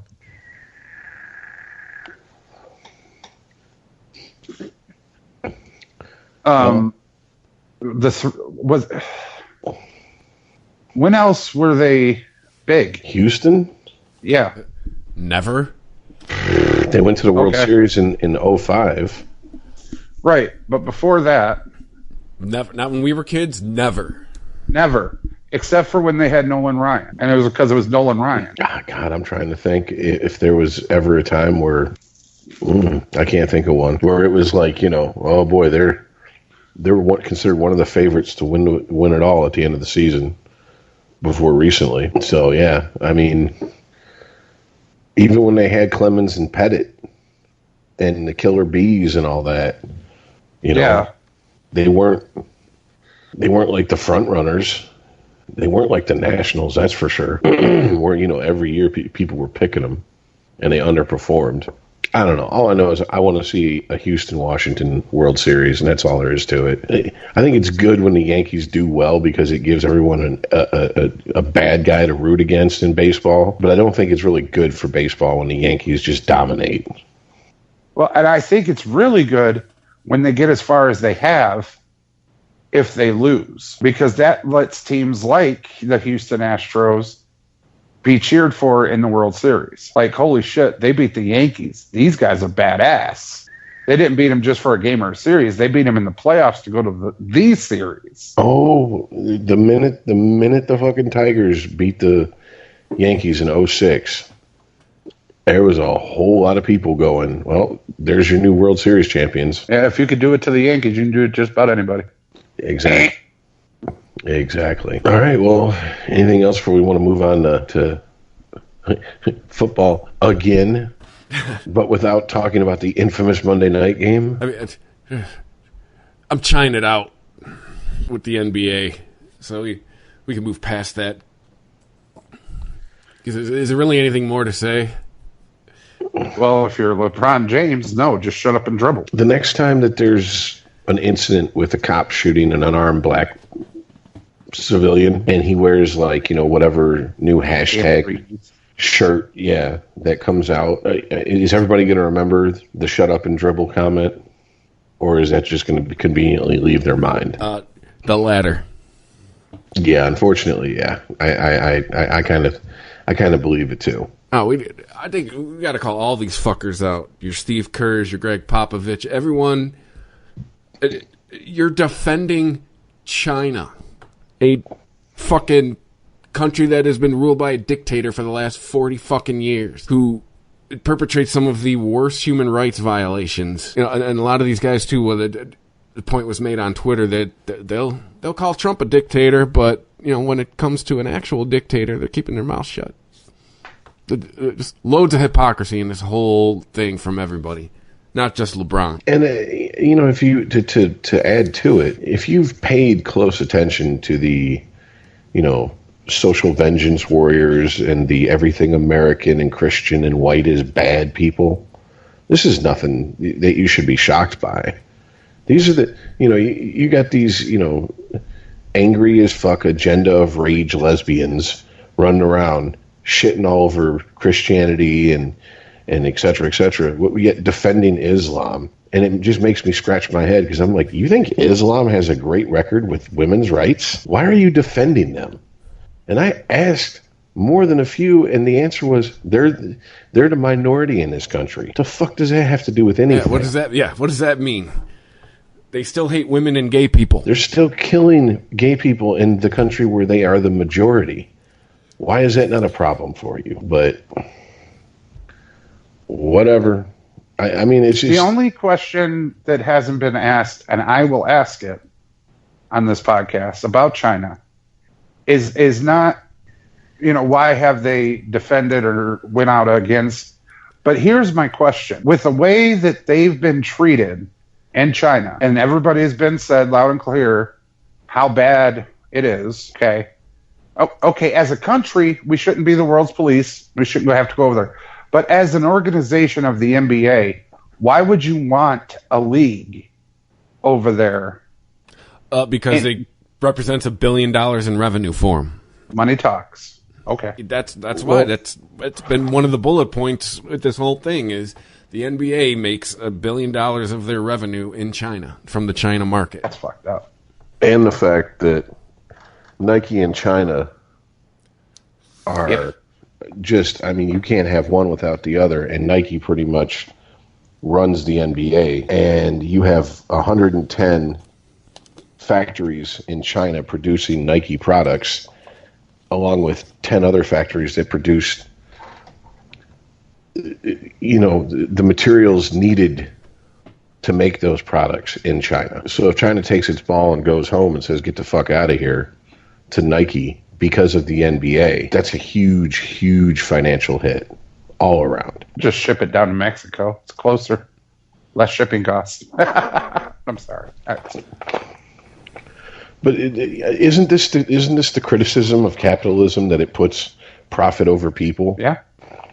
Okay, so China is not only guilty of that, but they're also guilty of putting an authoritarian dictatorship over human rights. Yet somehow America's constantly at fault and constantly the bad guy here. I'll take profits over people to keep my human rights. Call me crazy.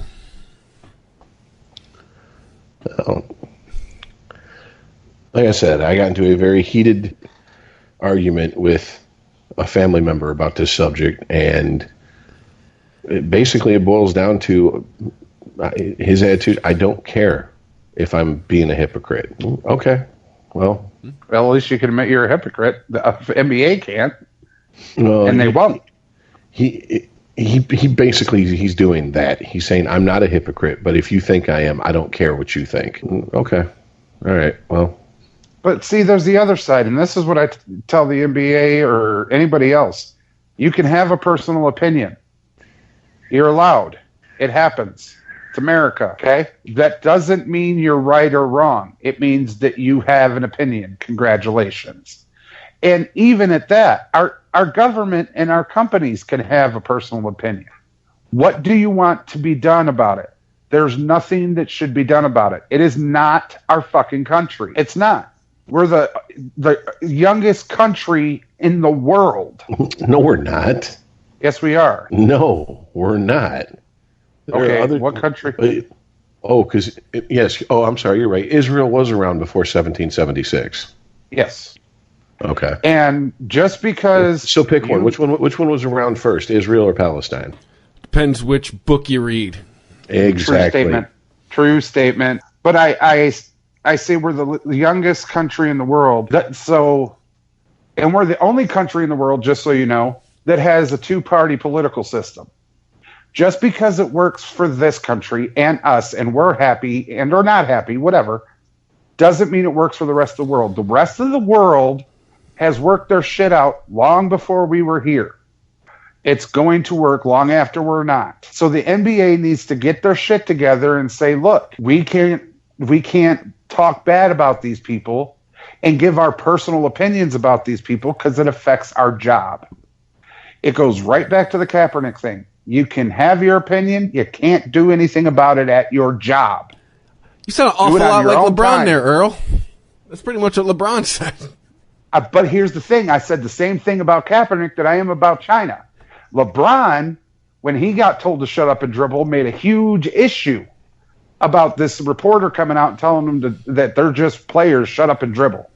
But now that it's affecting his pocket, he gets to say, shut up and dribble, stop concentrating on China, just come back and focus on our job here. Yeah, he can. It's a free country. Hypocrite. Be a hypocrite too. It's his right to be a hypocrite. He's allowed to be. You're absolutely right. You're absolutely right. And it's my job and my opinion that I get to point him out and call him out on it. I love that LeBron did that. But you just said it's your opinion. It doesn't matter. It's just an opinion. You're right. It's just an opinion. You're shitting on your own point. I am not. Absolutely not. Because I am saying it and I acknowledge that it is just my opinion. but it is a proven fact that motherfucker's a hypocrite, and I just proved it. You didn't prove it. He proved it. He proved it. You just pointed it out. That's right. And I love that it was him that said it. And he's going to go home to his $1 billion shoot contract and give zero fucks. Well, I mean, here's the thing. Cool, wonderful. You sold your soul. That's cool. It's yours. You're allowed to do that, I guess. Just understand that when people dismiss your opinion because you're a piece of shit who puts, profits when it's your profits over people, but you expect everybody else to suffer and no one else to put profits over people if it doesn't affect your fucking pocketbook, don't get upset when people dismiss you out of hand because you've proven yourself to be a piece of shit. Well, I think it's unfair to pick on LeBron, though, because you could say this to all these guys. I don't see Popovich or Kerr quitting their jobs to go, give their lives to service and all that, or giving any of their money away. Fuck no. Absolutely. And every fucking it's not just the NBA. The thing is that it's happening in other corners of the sports world, and I use sports loosely. This is a big issue in the esports world because esports is apparently huge as far as in China and here in the States. And you have teams that are taking a stand supporting Hong Kong. That's all they're doing. And they're getting banned for 6 months. Players are getting banned from streaming services for doing no more than flashing a hashtag support Hong Kong or whatever. And it's really kind of it's to me it's okay. So in other words, if you think you can make a profit and take a stand, then you'll take a stand, but you go in that order. So ultimately, even though you sit here and criticize the system and capitalism run amok, you are exactly what you're criticizing. Yep. So you have no moral high ground. You have nothing to stand on. And it's not all of them, because the reason the NBA is involved is because of the GM of the Houston Rockets taking a stand. And you know what, though? Can I say this? Where the fuck was everybody before these protests? Same shit's been going on in Hong Kong for years. Now all of a sudden we care. That's another thing that I don't like. Well, I was listening to issue du jour. To answer your question, I was listening to NPR about a week ago, and they were talking to a business analyst or whatever. One of these people whose entire job is to analyze the world economy. And someone did bring this up. They said, how come now all of a sudden people are caring? And he said, because activism has gotten to the point where we have hashtag activism and it's being taken seriously. Whereas 5-10 years ago, someone starts a hashtag, most people just laugh it off or shrug it off. He goes, but also in the business world, when it comes to China, there's the 3 T's you don't touch: Taiwan, Tibet, and Tiananmen Square. If you do any business with China, those 3 things are off limits to talk about, to comment on, to even have an opinion on in public. Well, now everybody has a voice, and hashtag activism is considered real activism, and people are commenting on those things.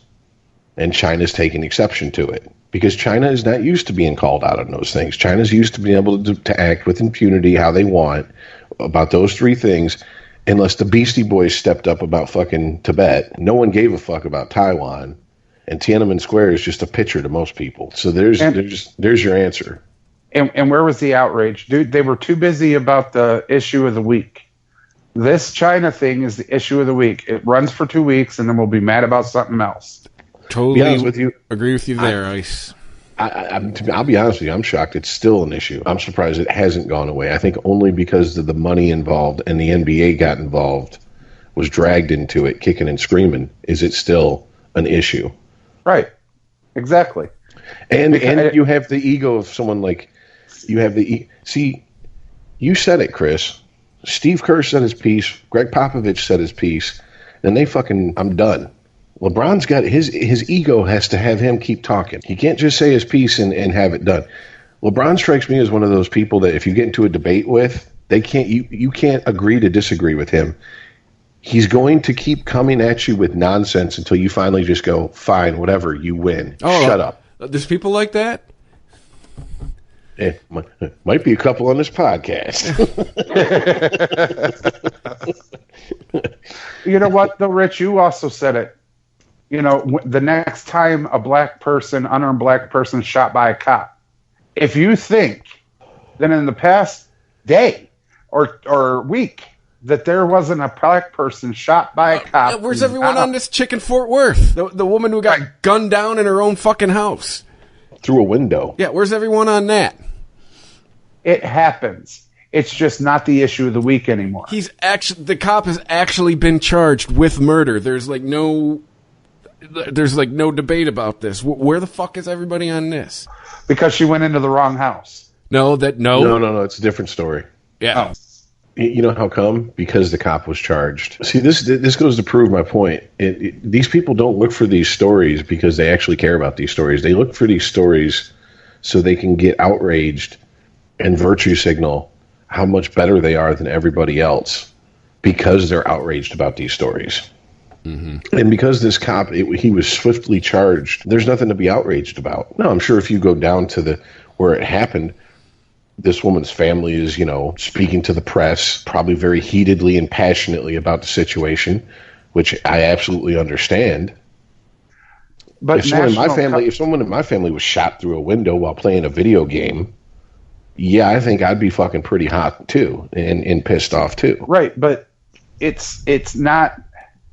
The national media period has taken a left turn because of the way they were presenting these stories and causing public outcry across the country. If you haven't noticed, everything from sports to crime, just like I said with Patrick Day dying, that would have been huge. That goes back to CTE and toxic masculinity, and that's the story of the day. But no, you can't do that. Money talks in this fucking country very loudly, and you're not going to damage these sports teams and these sports period by keep running these news as top story getters, just so you think you can grab the headlines of people and get these people going on Twitter and Facebook and outcry. Oh, they're gonna. Dude, that's an industry now. That you're not unringing that bell. Right, but it's not national. People actually have to find it online. Well, also, there's so many cottage industries for outrage now. I mean, something to me is an absolutely stupid thing that people are online getting banned off of social media because they're arguing about so much is the issue of Martin Scorsese saying the Marvel movies aren't high art like real cinema. And it's just Vanity Fair, GQ, New York Post keep posting articles about this and the outrage, yeah, and it's just like, oh my god, dude, it's a filmmaker's opinion about another film. So you have people that are so wrapped up in that incident and they're so outraged about that, they're not even worried about Hong Kong. This is our new pastime, not baseball, not football. Being outraged is our new pastime. Yep. Looking for shit to be pissed off about. Like that Donald Brashear shit. Like, I have no idea. People are, like, the reaction on Twitter was like, why do we have to do, like, people are, like, clutching their pearls that, like, he's being outed. Like, get the fuck out of here. He has bad money management. Well, too, wasn't he, like, didn't he get caught up in, like, drug dealing or some shit, too? If he did, I don't remember that.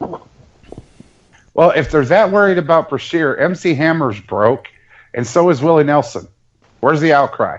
Yeah, but Willie just hangs out with Snoop and smokes weed, and he doesn't care. Yes. The IRS takes all his money. Still doesn't care. Nope. Well, I mean, like I said, how many athletes? There's a 30 for 30 on it called broke.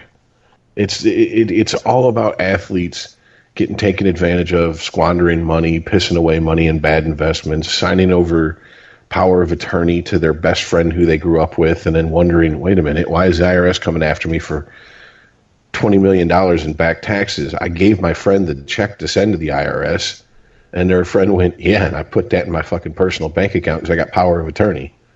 And the IRS ain't trying to hear, I gave the check to somebody. You didn't give it to us. Yep. I mean, this is nothing new. I think this is sadly one of those things that people who probably have no idea about sports see a picture of Donald Brashear. He's a black guy who played a predominantly white sport, and he's working at Tim Hortons. Ooh, this has got to be racist. This is something I can jump on and act offended about real easy. Which, by the way, he's been convicted of assault twice, so not drugs. Not all black guys are drug dealers. Way to be racist, Chris.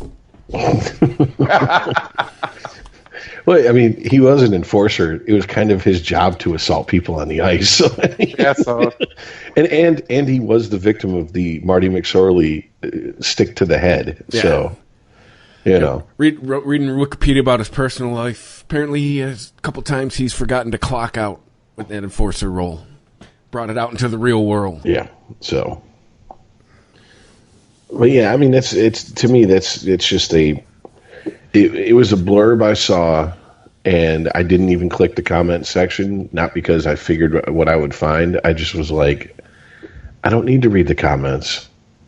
We know what they are at this point. Yep. They become a parody of themselves. Same comments on every story. Yeah, so. All right. I want to move on to football now. Oh, yeah. Let's get this out of the way.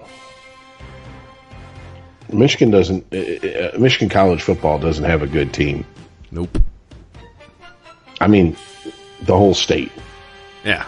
End of story. There's really nothing more to talk about. If you're a Wolverines fan and you were delusional enough to think that they're going to beat Penn State and Notre Dame and Ohio State,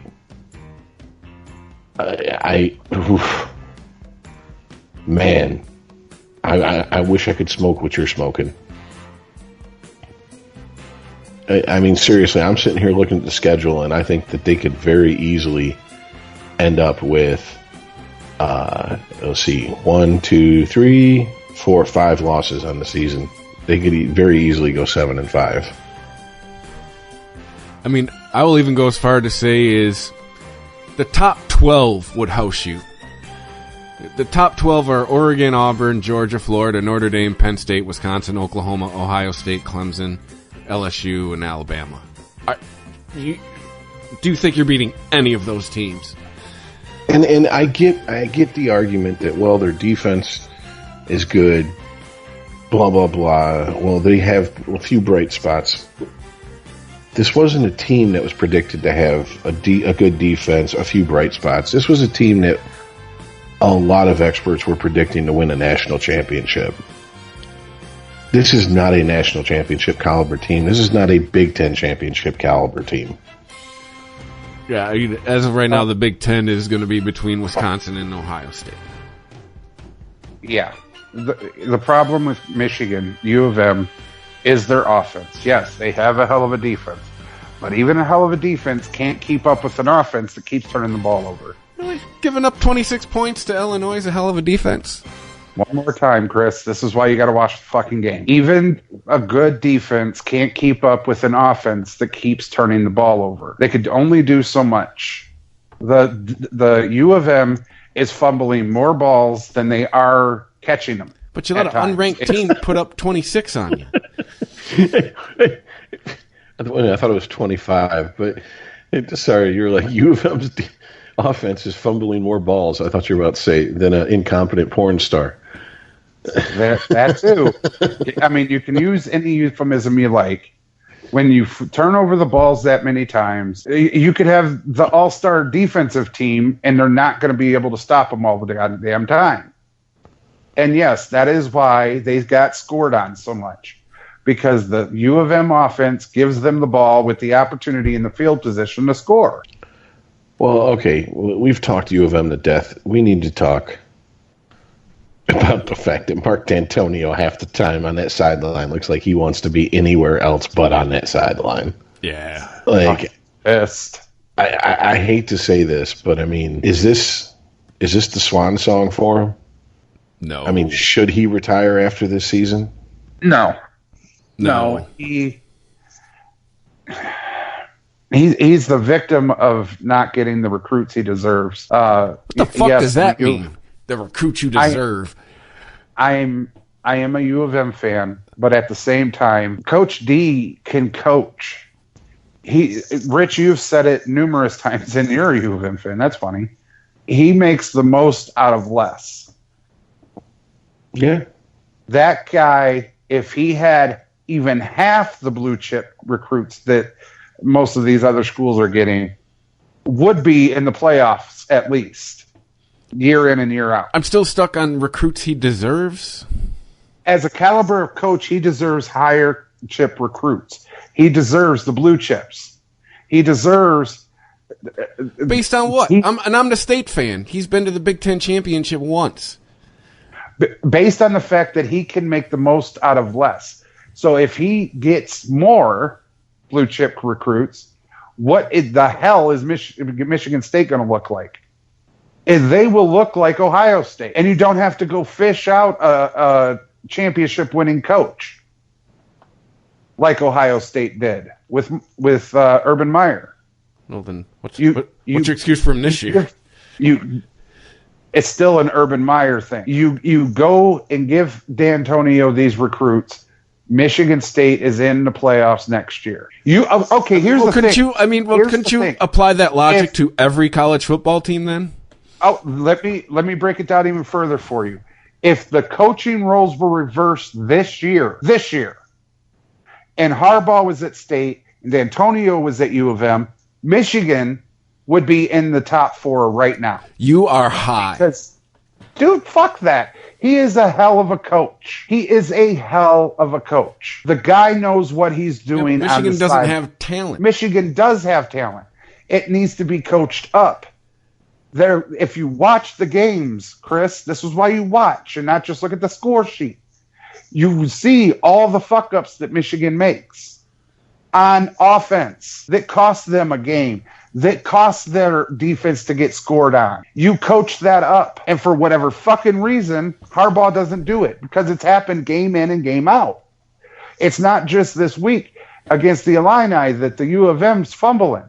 They have a problem holding on to the ball, literally. Not throwing an interception, but holding the fucking ball. You gave up the most points you've given up this year to an unranked team. Just saying.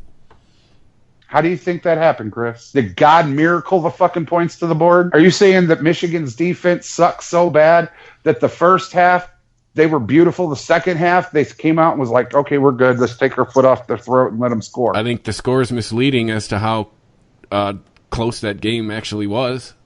2 garbage time touchdowns.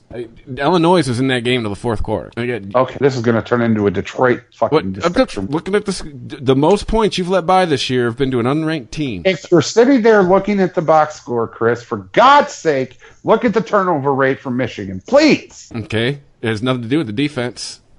Oh, fuck's sake! If you let the most points by to an unranked team, how is that a good defense? Okay. I can't do this. You talk about being in reality and you're not living it. If your offense continuously fumbles and turns the ball over on your side of the fucking field, there's only so much you can do. If your defense is out there for most of the game, the best defense in the fucking world is going to run down. They're going to run out of gas. And whereas you're able to stop a team halfway through the field and make them punt, if they only have 30 fucking yards to go, sorry, coach. Okay. And if D'Antonio or any other coach would coach up that fucking offense to hold on to the ball.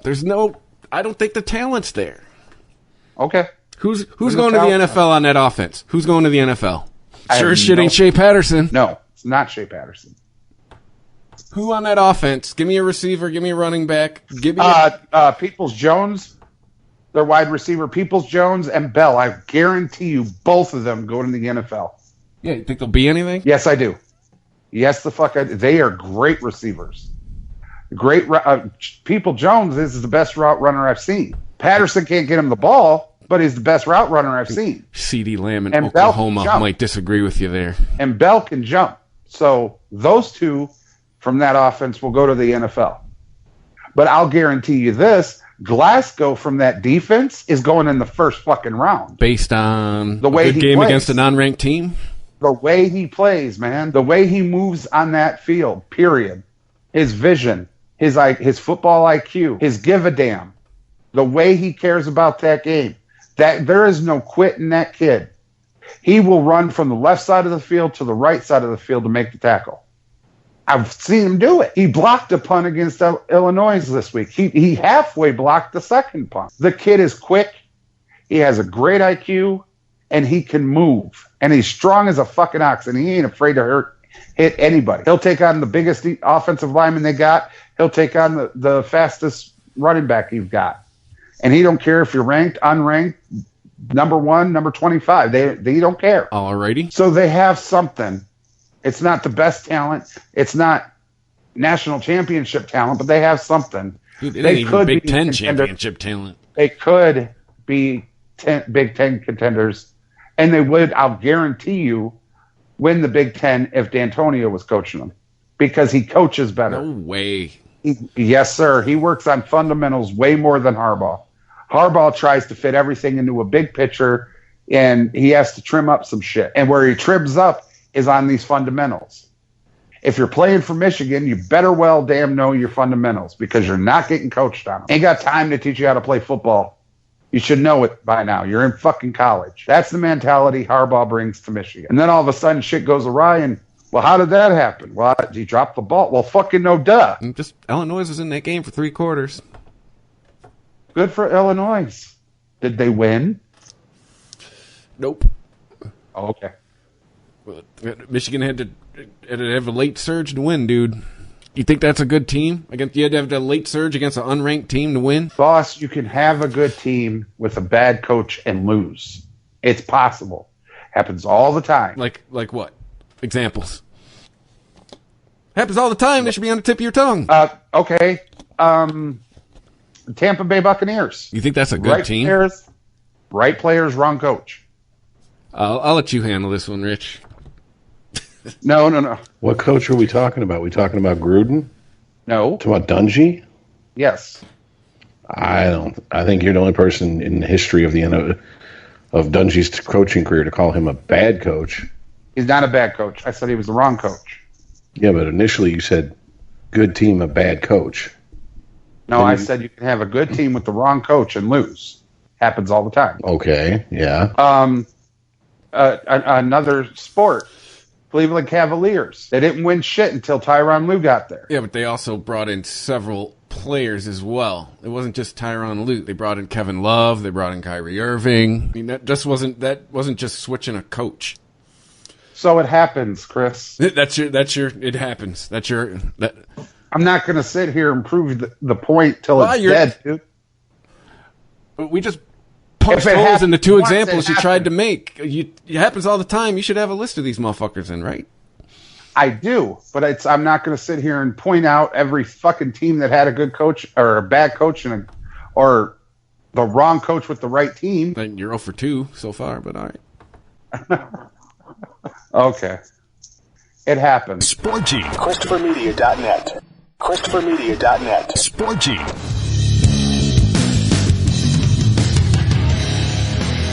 All right, can we move on to the pros?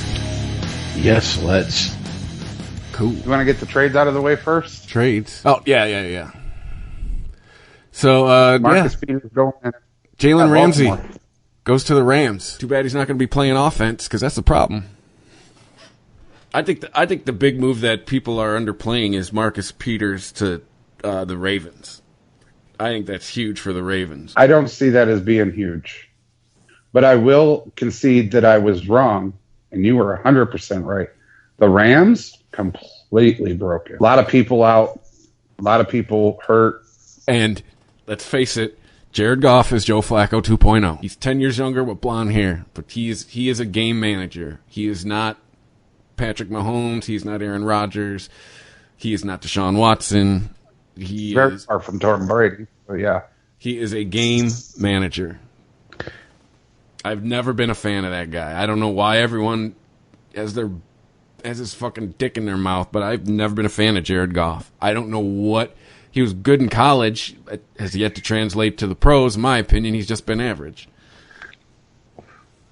This is one of the few times I can say that the Titans and the Bucks handled their quarterback situation better than the Rams did. because the Rams gave Jared Goff that contract extension. Titans and the Bucks are like, nah, we ain't so sure about these guys. We're not going to give them that money. Mm-hmm. So, I mean, it was just played Marcus Mariota. Oh, yeah, they just benched his ass. Yep, Ryan Tannehill is the starting quarterback for the Titans. I don't know why LA paid Goff like he won something. Because that's I read an article that said mediocre quarterbacks are killing the NFL. And it pointed out that no quarterback that makes over, what was it, $22 million a year has won anything while making more than that. Because once you hit, I think it's according to the metric they were using, once you hit about $22 million a year and you go over that, you start taking away from other positions that you can't afford. That's it. I don't know. And Russell looks like he's going to be all right up in Seattle. Yeah, but Dak Prescott, I don't think you're going to get a contract extension. I think you're about to get fired. Well, we just had a press release from Uncle Jerry saying, Garrett. Yes, thank you, Jason Garrett. Don't bet on him being fired during the season, which means his ass is on the chopping block. Unless they make the playoffs. If this team makes the playoffs, I'll be shocked. They can't. Who've they beaten? That's a good team. Oh, yeah, we're 3-3. Yeah, 3 of the teams you beat were 3 lousy teams. Mm-hmm. You play anybody with a record and you can't beat them. But also, the article did point out that the article I read about mediocre quarterbacks, et cetera, I think that was the hyperbole to get you to come in, read the article, because once they broke it down, they said, now, after these quarterbacks have won and they get paid, what have they won since then? The only exception was Tom Brady. But, Tom Brady's been there forever, and he's only making, he's not even making in the top, I think we went over this. Yeah, he's not even in the top 5. Yeah. He's making $24 million a year, so. Yeah, but isn't his back end just loaded, though? It's got to be, man. He's going to be part owner of that team by the time he's done. I'm sure he's taking care of, whether it's a contract or behind the scenes. He's taking care of. Brock Osweiler just retired, and he made $40 million in his career. Okay, Brock Osweiler. Yeah, he didn't win a fucking thing. Just saying, man. That's the fuck. You were out happy of if here. you won a game. Yeah, Brady's probably socking away his paycheck. They're living off of Giselle's money. Right? And not for nothing, Chris, I don't want to disregard your point. Peters being traded to Baltimore, all right, it might be better than what they had, but Peters came into the NFL in the Chiefs, and they quickly dismissed him to the Rams. And the Rams figured it out and have now dismissed his ass over to Baltimore at the end of his rookie contract. He's not a bust, but he ain't 100%. He's not somebody I would put on the front as a starting corner. But let's be honest, the Rams had a better offer come along. The top person at this position. See ya. I think Peters is going to make a good defense better in Baltimore. Peters has issues, man. He does. I think the Rams, this is a season too late. Last season is when they went all in. We're going to win it. And it's now you're still throwing first-round draft picks, chasing a championship. Aren't you a little late? Mm-hmm. Oh, you really are. And let's be honest, that offensive line is missing Ndamukong Suh because the Rams can't run for shit this year. No, Gurley's hurt. Whether it's Gurley or Brown or whoever, it doesn't matter. You can have Barry Sanders back there, 50-year-old Barry Sanders. You're not opening up a hole for him. He ain't going anywhere. Ndamukong Suh doesn't play offense. He plays offensive line. Ndamukong Suh is a defensive tackle. I thought it was offensive line. No, he's a defensive tackle. My bad. Played right next to Donald. And I know the Rams lost Talib, too, to the IR. Yep, Talib's done. No, they're broke. They're broke, period. We could sit here all day and say what's wrong with them, but at the end of the day, you were right. I was wrong. They're broke. And Rich, you're 100. That window is completely closed. I mean, you even got helps from the ref to get to the Super Bowl, and you still didn't win. And you're coming in trying to rebuild your team, and yeah, I'm sorry, not sorry. You're not going to make it. they're not even the best team in their division this year. No. What made them great is gone now. People feared a defense of Aqib Talib and Peters and Sue and Donald. Who are you going to double team on the defense? Who are you going to try to open up when you've got, two corners back there that you can't really throw to either side? And if you get past all of that, you got a linebacking core with Ogletree that would stop you in a heartbeat. It's gone. It's fractured. You're broke. I applaud the fact that you keep trying and get Ramsey and everything else, but nah, you should have tried harder and got Bell. That'd have been good. Who, Le'Veon? Yeah. Where would the money have come from? Trade Gurley. They knew in the Super Bowl Gurley was hurt. I mean, I guess, but just because somebody's injured doesn't mean they're injured forever. Well, what the hell is his excuse? He needs to be running, and he's not. I mean, he did have knee issues in college, though. I mean, and he had wasn't his first season a wash because he spent it on IR, pretty much? He did. Yep, sure did. And then he came out his second season and blew it up. And everybody's like, oh, shit, this cat out in L.A. And then everybody was like, Gurley. They made it all the way to the fucking Super Bowl, and everybody's like, how do you not call Gurley's number on this? And he didn't play. So they knew he was hurt. They hoped for a recovery that obviously didn't come or hasn't come yet. And if it waits too much longer, it's going to cost them. All right, shall we review the games? Yeah, we're going to do this without Rich. Oh, why? What happened? I don't know. Is he still on the line? Let's look. No. Yeah, he's still there. He's still connected. No, he's not. Oh, yeah, you're right. Maybe his shit crashed. There he is. Welcome back. Negative. It just said he joined the call again. Huh? I don't see him on the call. All right, well, technical difficulties have taken Rich out of the game right at the end. So he's going to text us his picks. We'll let you know how it turned out next week. But as far as the picks from last week, you're not alone in first anymore, Ice. I know. Rich has come up from behind. You guys are both tied for first. 53, 32, and 1. 616 winning percentage. I'm at 48, 37, and 1 at 558. Hey, we're over 500 in Vegas. We're winning money. So let's just get right to it. Let's talk about that Thursday night game. I believe it is Giants versus Patriots. Yes. Danny Dimes finds out what happens when he throws dimes against a real defense. Oops. Yeah, more than likely they're going to have Saquon back. They're going to have Evan Ingram back. But, yes, Patriots defense. Have fun. Picks. So. Yeah.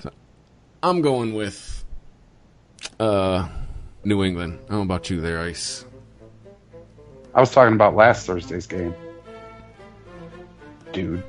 Oh, we didn't go through the actual games yet. No.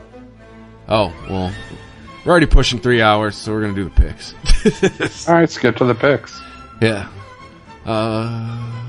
Chiefs Broncos is tomorrow. Yeah. Wow, yeah, I was in the mindset of, I was thinking this last Thursday's game was this Thursday's game. So, yeah, Chiefs Broncos. I mean, come on. Really? Is this a choice? Well, even hurt, like I said, Mahomes is better than starting quarterbacks that aren't hurt. So, and Case Keenum, you're good. You ain't that fucking good.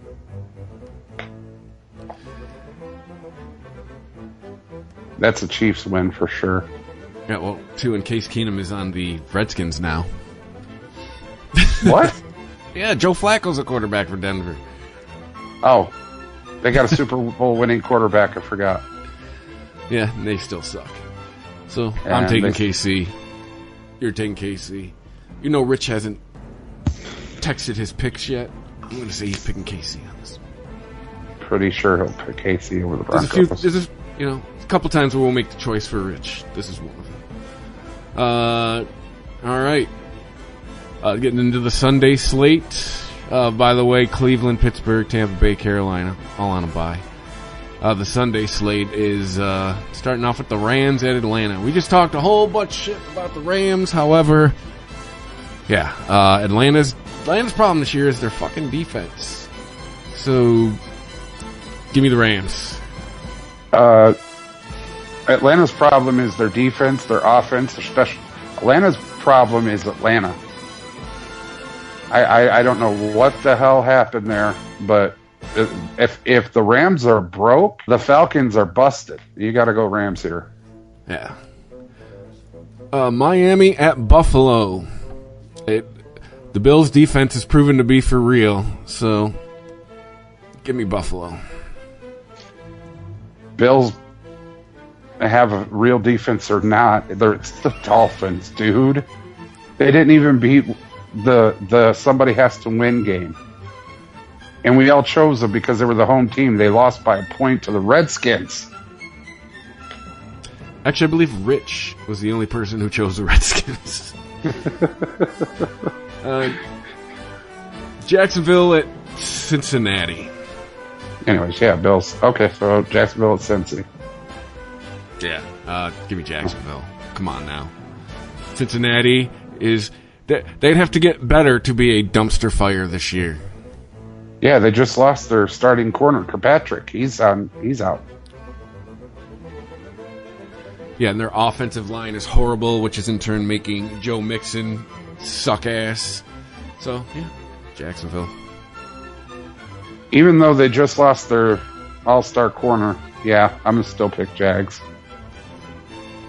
Well, he hasn't been playing for a month anyway. They've been doing just fine without him. Here we go. Minnesota at Detroit. Problem is, there isn't two of Darius Slay. Give me the Vikings. Well, that's not a problem. There doesn't need to be two. When you have Thielen and Diggs, yes, there does. If they were at Minnesota, I would pick Vikings. They're at home. I have to go with the Lions. I think that the chip is going to continue. And here's the thing. We can make excuses and talk out the game like we did. But at the end of the day, if there's a new officiating crew and they actually call the game right, and you're in your own house, and you are the team everybody says you are, and that people are trying to stand up for and say, well, if it wasn't for this or that, you'd win. Now is a good time as any to show that to be true. So I'm going to go with Lions against the triple threat that is Kirk Cousins and Thielen and Diggs. Also, don't forget, they have Dalvin Cook, and we notoriously cannot stop the run. That's the other part, too. And Dalvin Cook, who is actually on my fantasy team, so I'm hoping for a big day from him, but hey. He's playing the Detroit defense. He's going to have one. And say, if you are who you say you are, it's now or never. Because the whole fucking sports world, at least for the NFL, is on your side. So the only way, barring another fucked up officiating crew, and I say fucked up not to miss one call, but an entire game of them at very critical moments, barring that ever happening again, or at least this Sunday, you should beat them. Oakland at Green Bay. Packers are at Lambeau. Come on now. Give me the Pack. Oh, absolutely. They got the home field advantage with calls, refs, everything. Sorry, Raiders. Go home. Houston at Indianapolis. I mean, D-Hop is broken, it seems. Something's going on there. I don't know if he's injured. You know what? Going out on a limb here. Give me the Colts. Their defense is proven not to be too terrible this year. You're going out on a limb, on a tree, on an island, all by yourself. Because I highly doubt that he's going to pick the Colts over these guys. With DeAndre Hopkins broken, upset, not even playing, it's okay because you got Deshaun Watson. That cat can throw. He's proven it. He's beaten one of the best teams in the NFL. Beat the Chiefs. Sorry, not sorry. I'm picking the Texans. Arizona at New York. Now this one Saquon Barkley's coming back. Evan Ingram's coming back. And quite honestly, if you're playing Arizona, your tight end's going to have a big day. I'm taking the Giants. Yeah, like I said, when I thought we were reviewing the game, Danny Dimes finds out what happens when he throws dimes, and the badass defense was like, yeah, here's your change, bitch. I'm sorry, once again, Cardinals, you don't have that defense anymore. You lost Tyrann Mathieu. Patrick Peterson is old as fuck. Yeah, you're nobody to be scared of. And with everybody coming back, Danny Dimes and Saquon Barkley. So give me the Giants.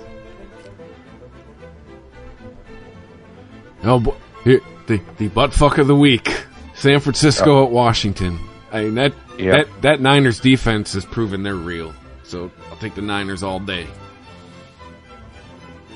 Well, I called that one. I said the Niners defense, captained by the all-star Super Bowl winning cornerback. You call it. You did not pick San Francisco. Rich was the only one who picked San Francisco last week. I said the defense, dude. I didn't believe in Jimmy G. And I still don't. Nor none of any of the weapons he has. That being said, they're not even close to as bad as Washington is, who, again, got their first and only win against Miami. They're not bad at all. They're 5-0. They have yet to put one in the L column. Wait for it. It will happen. They are not going win or lossless. I'm not saying that, but to say that they're any kind of bad is just lying. They're undefeated. I'm not saying they're bad. I just don't trust their offense. I do agree they need a receiver. They don't have a marquee receiver. They got a run game. They got a QB. Jimmy G doesn't have anyone to throw the ball to. He's got a core of scrubs. The Rams at Tennessee. Again, talked a whole bunch of shit about the Rams. Give me the Rams. Wait, what the fuck? Wait, wrong LA team. No. Chargers. Sorry, it says LA, there's yellow, it's late. Yeah, it's the Chargers at Tennessee. Still stands, I'm picking Los Angeles. You know, I here's the thing. I called the Mariota thing, was putting a moratorium on the Titans because of Mariota and his fucking multi-personality disorder. Starting Ryan Tannehill's like tying a tourniquet on a limb that's going to be amputated. Both of these teams are pretty much a shit show, but Chargers can clean it up a little bit better. I wonder if we see trade deadlines in less than 2 weeks. I wonder if we see Tennessee make a trade for a QB. No, they'll get one in the draft. New Orleans at Chicago. Ooh. Bet the under. Definitely bet the under. These teams are both good defenses. Chicago's is better, but New Orleans is no slouch. But New Orleans has this thing called an offense. Give me the Saints. Here's the thing. I 100% agree with everything you just said. I have to go with they're at Soldier Field. It's cold. New Orleans is not going to like this at all coming out of the Gulf. And at some point, they got to try to save some part of their season. They being Chicago. So give me the Bears. Baltimore at Seattle. I don't know what's going to be a better game, this one or the night game. But give me Seattle. I mean, Mr. Wilson is on fire. So, yeah, until further notice, until Russell Wilson comes back down to earth, I'm taking Seattle. Yeah, even with Peters in the backfield of their defense and everything, Lamar Jackson could only do so much.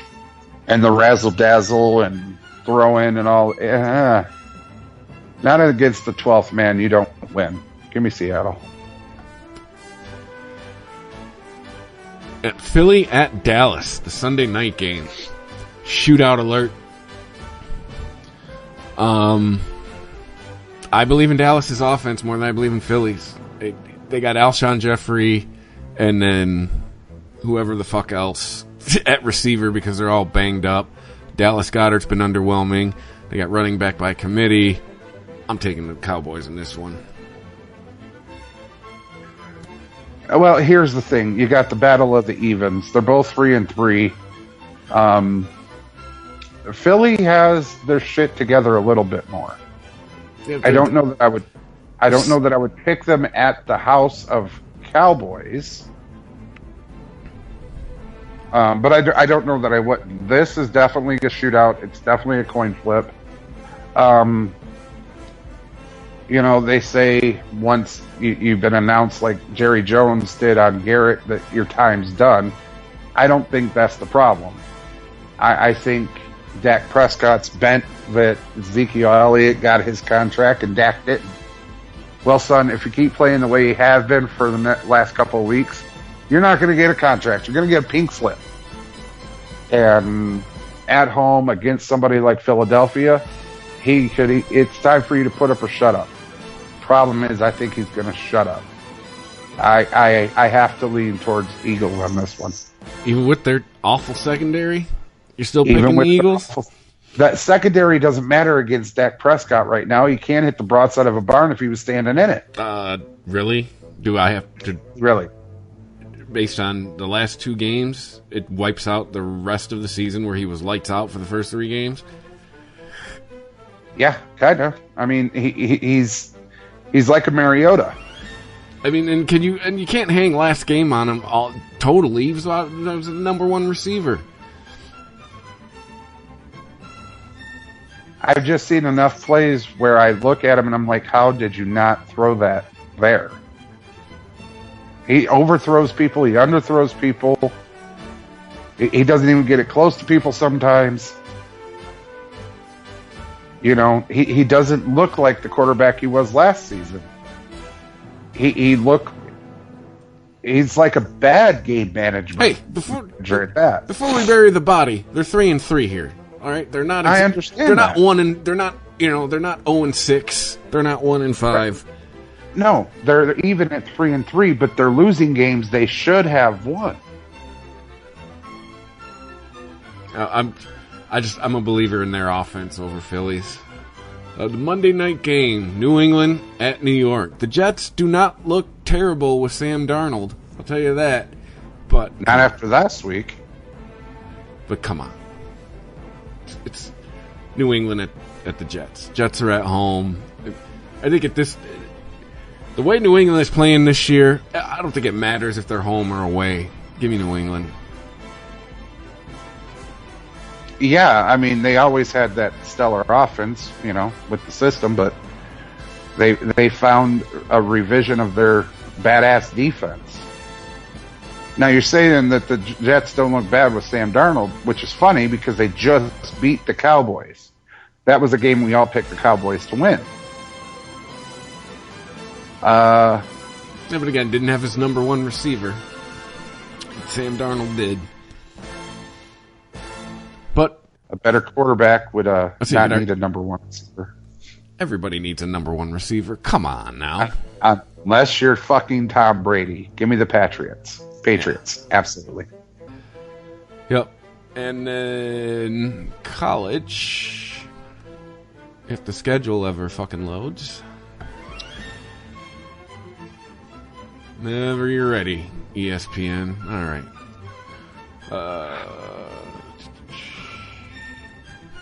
Come on. Why does my phone work faster than my computer?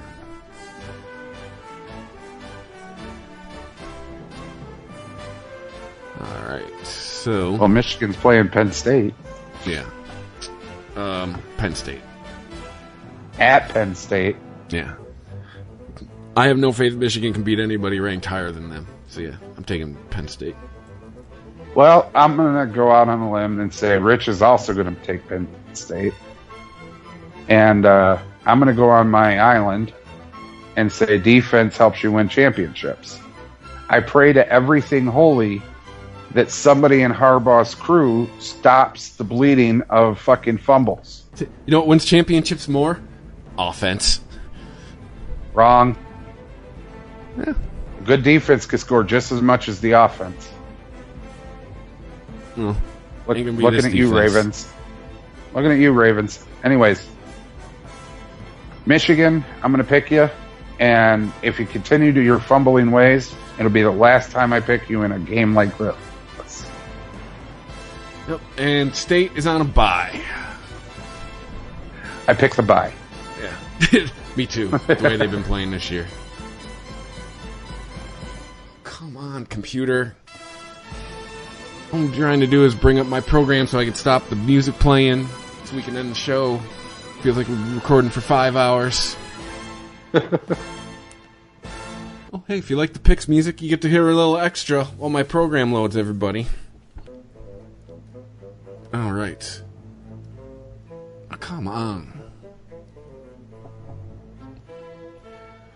Apparently the theme of this show is technical difficulties. Hooray. Have you tried kicking it? No.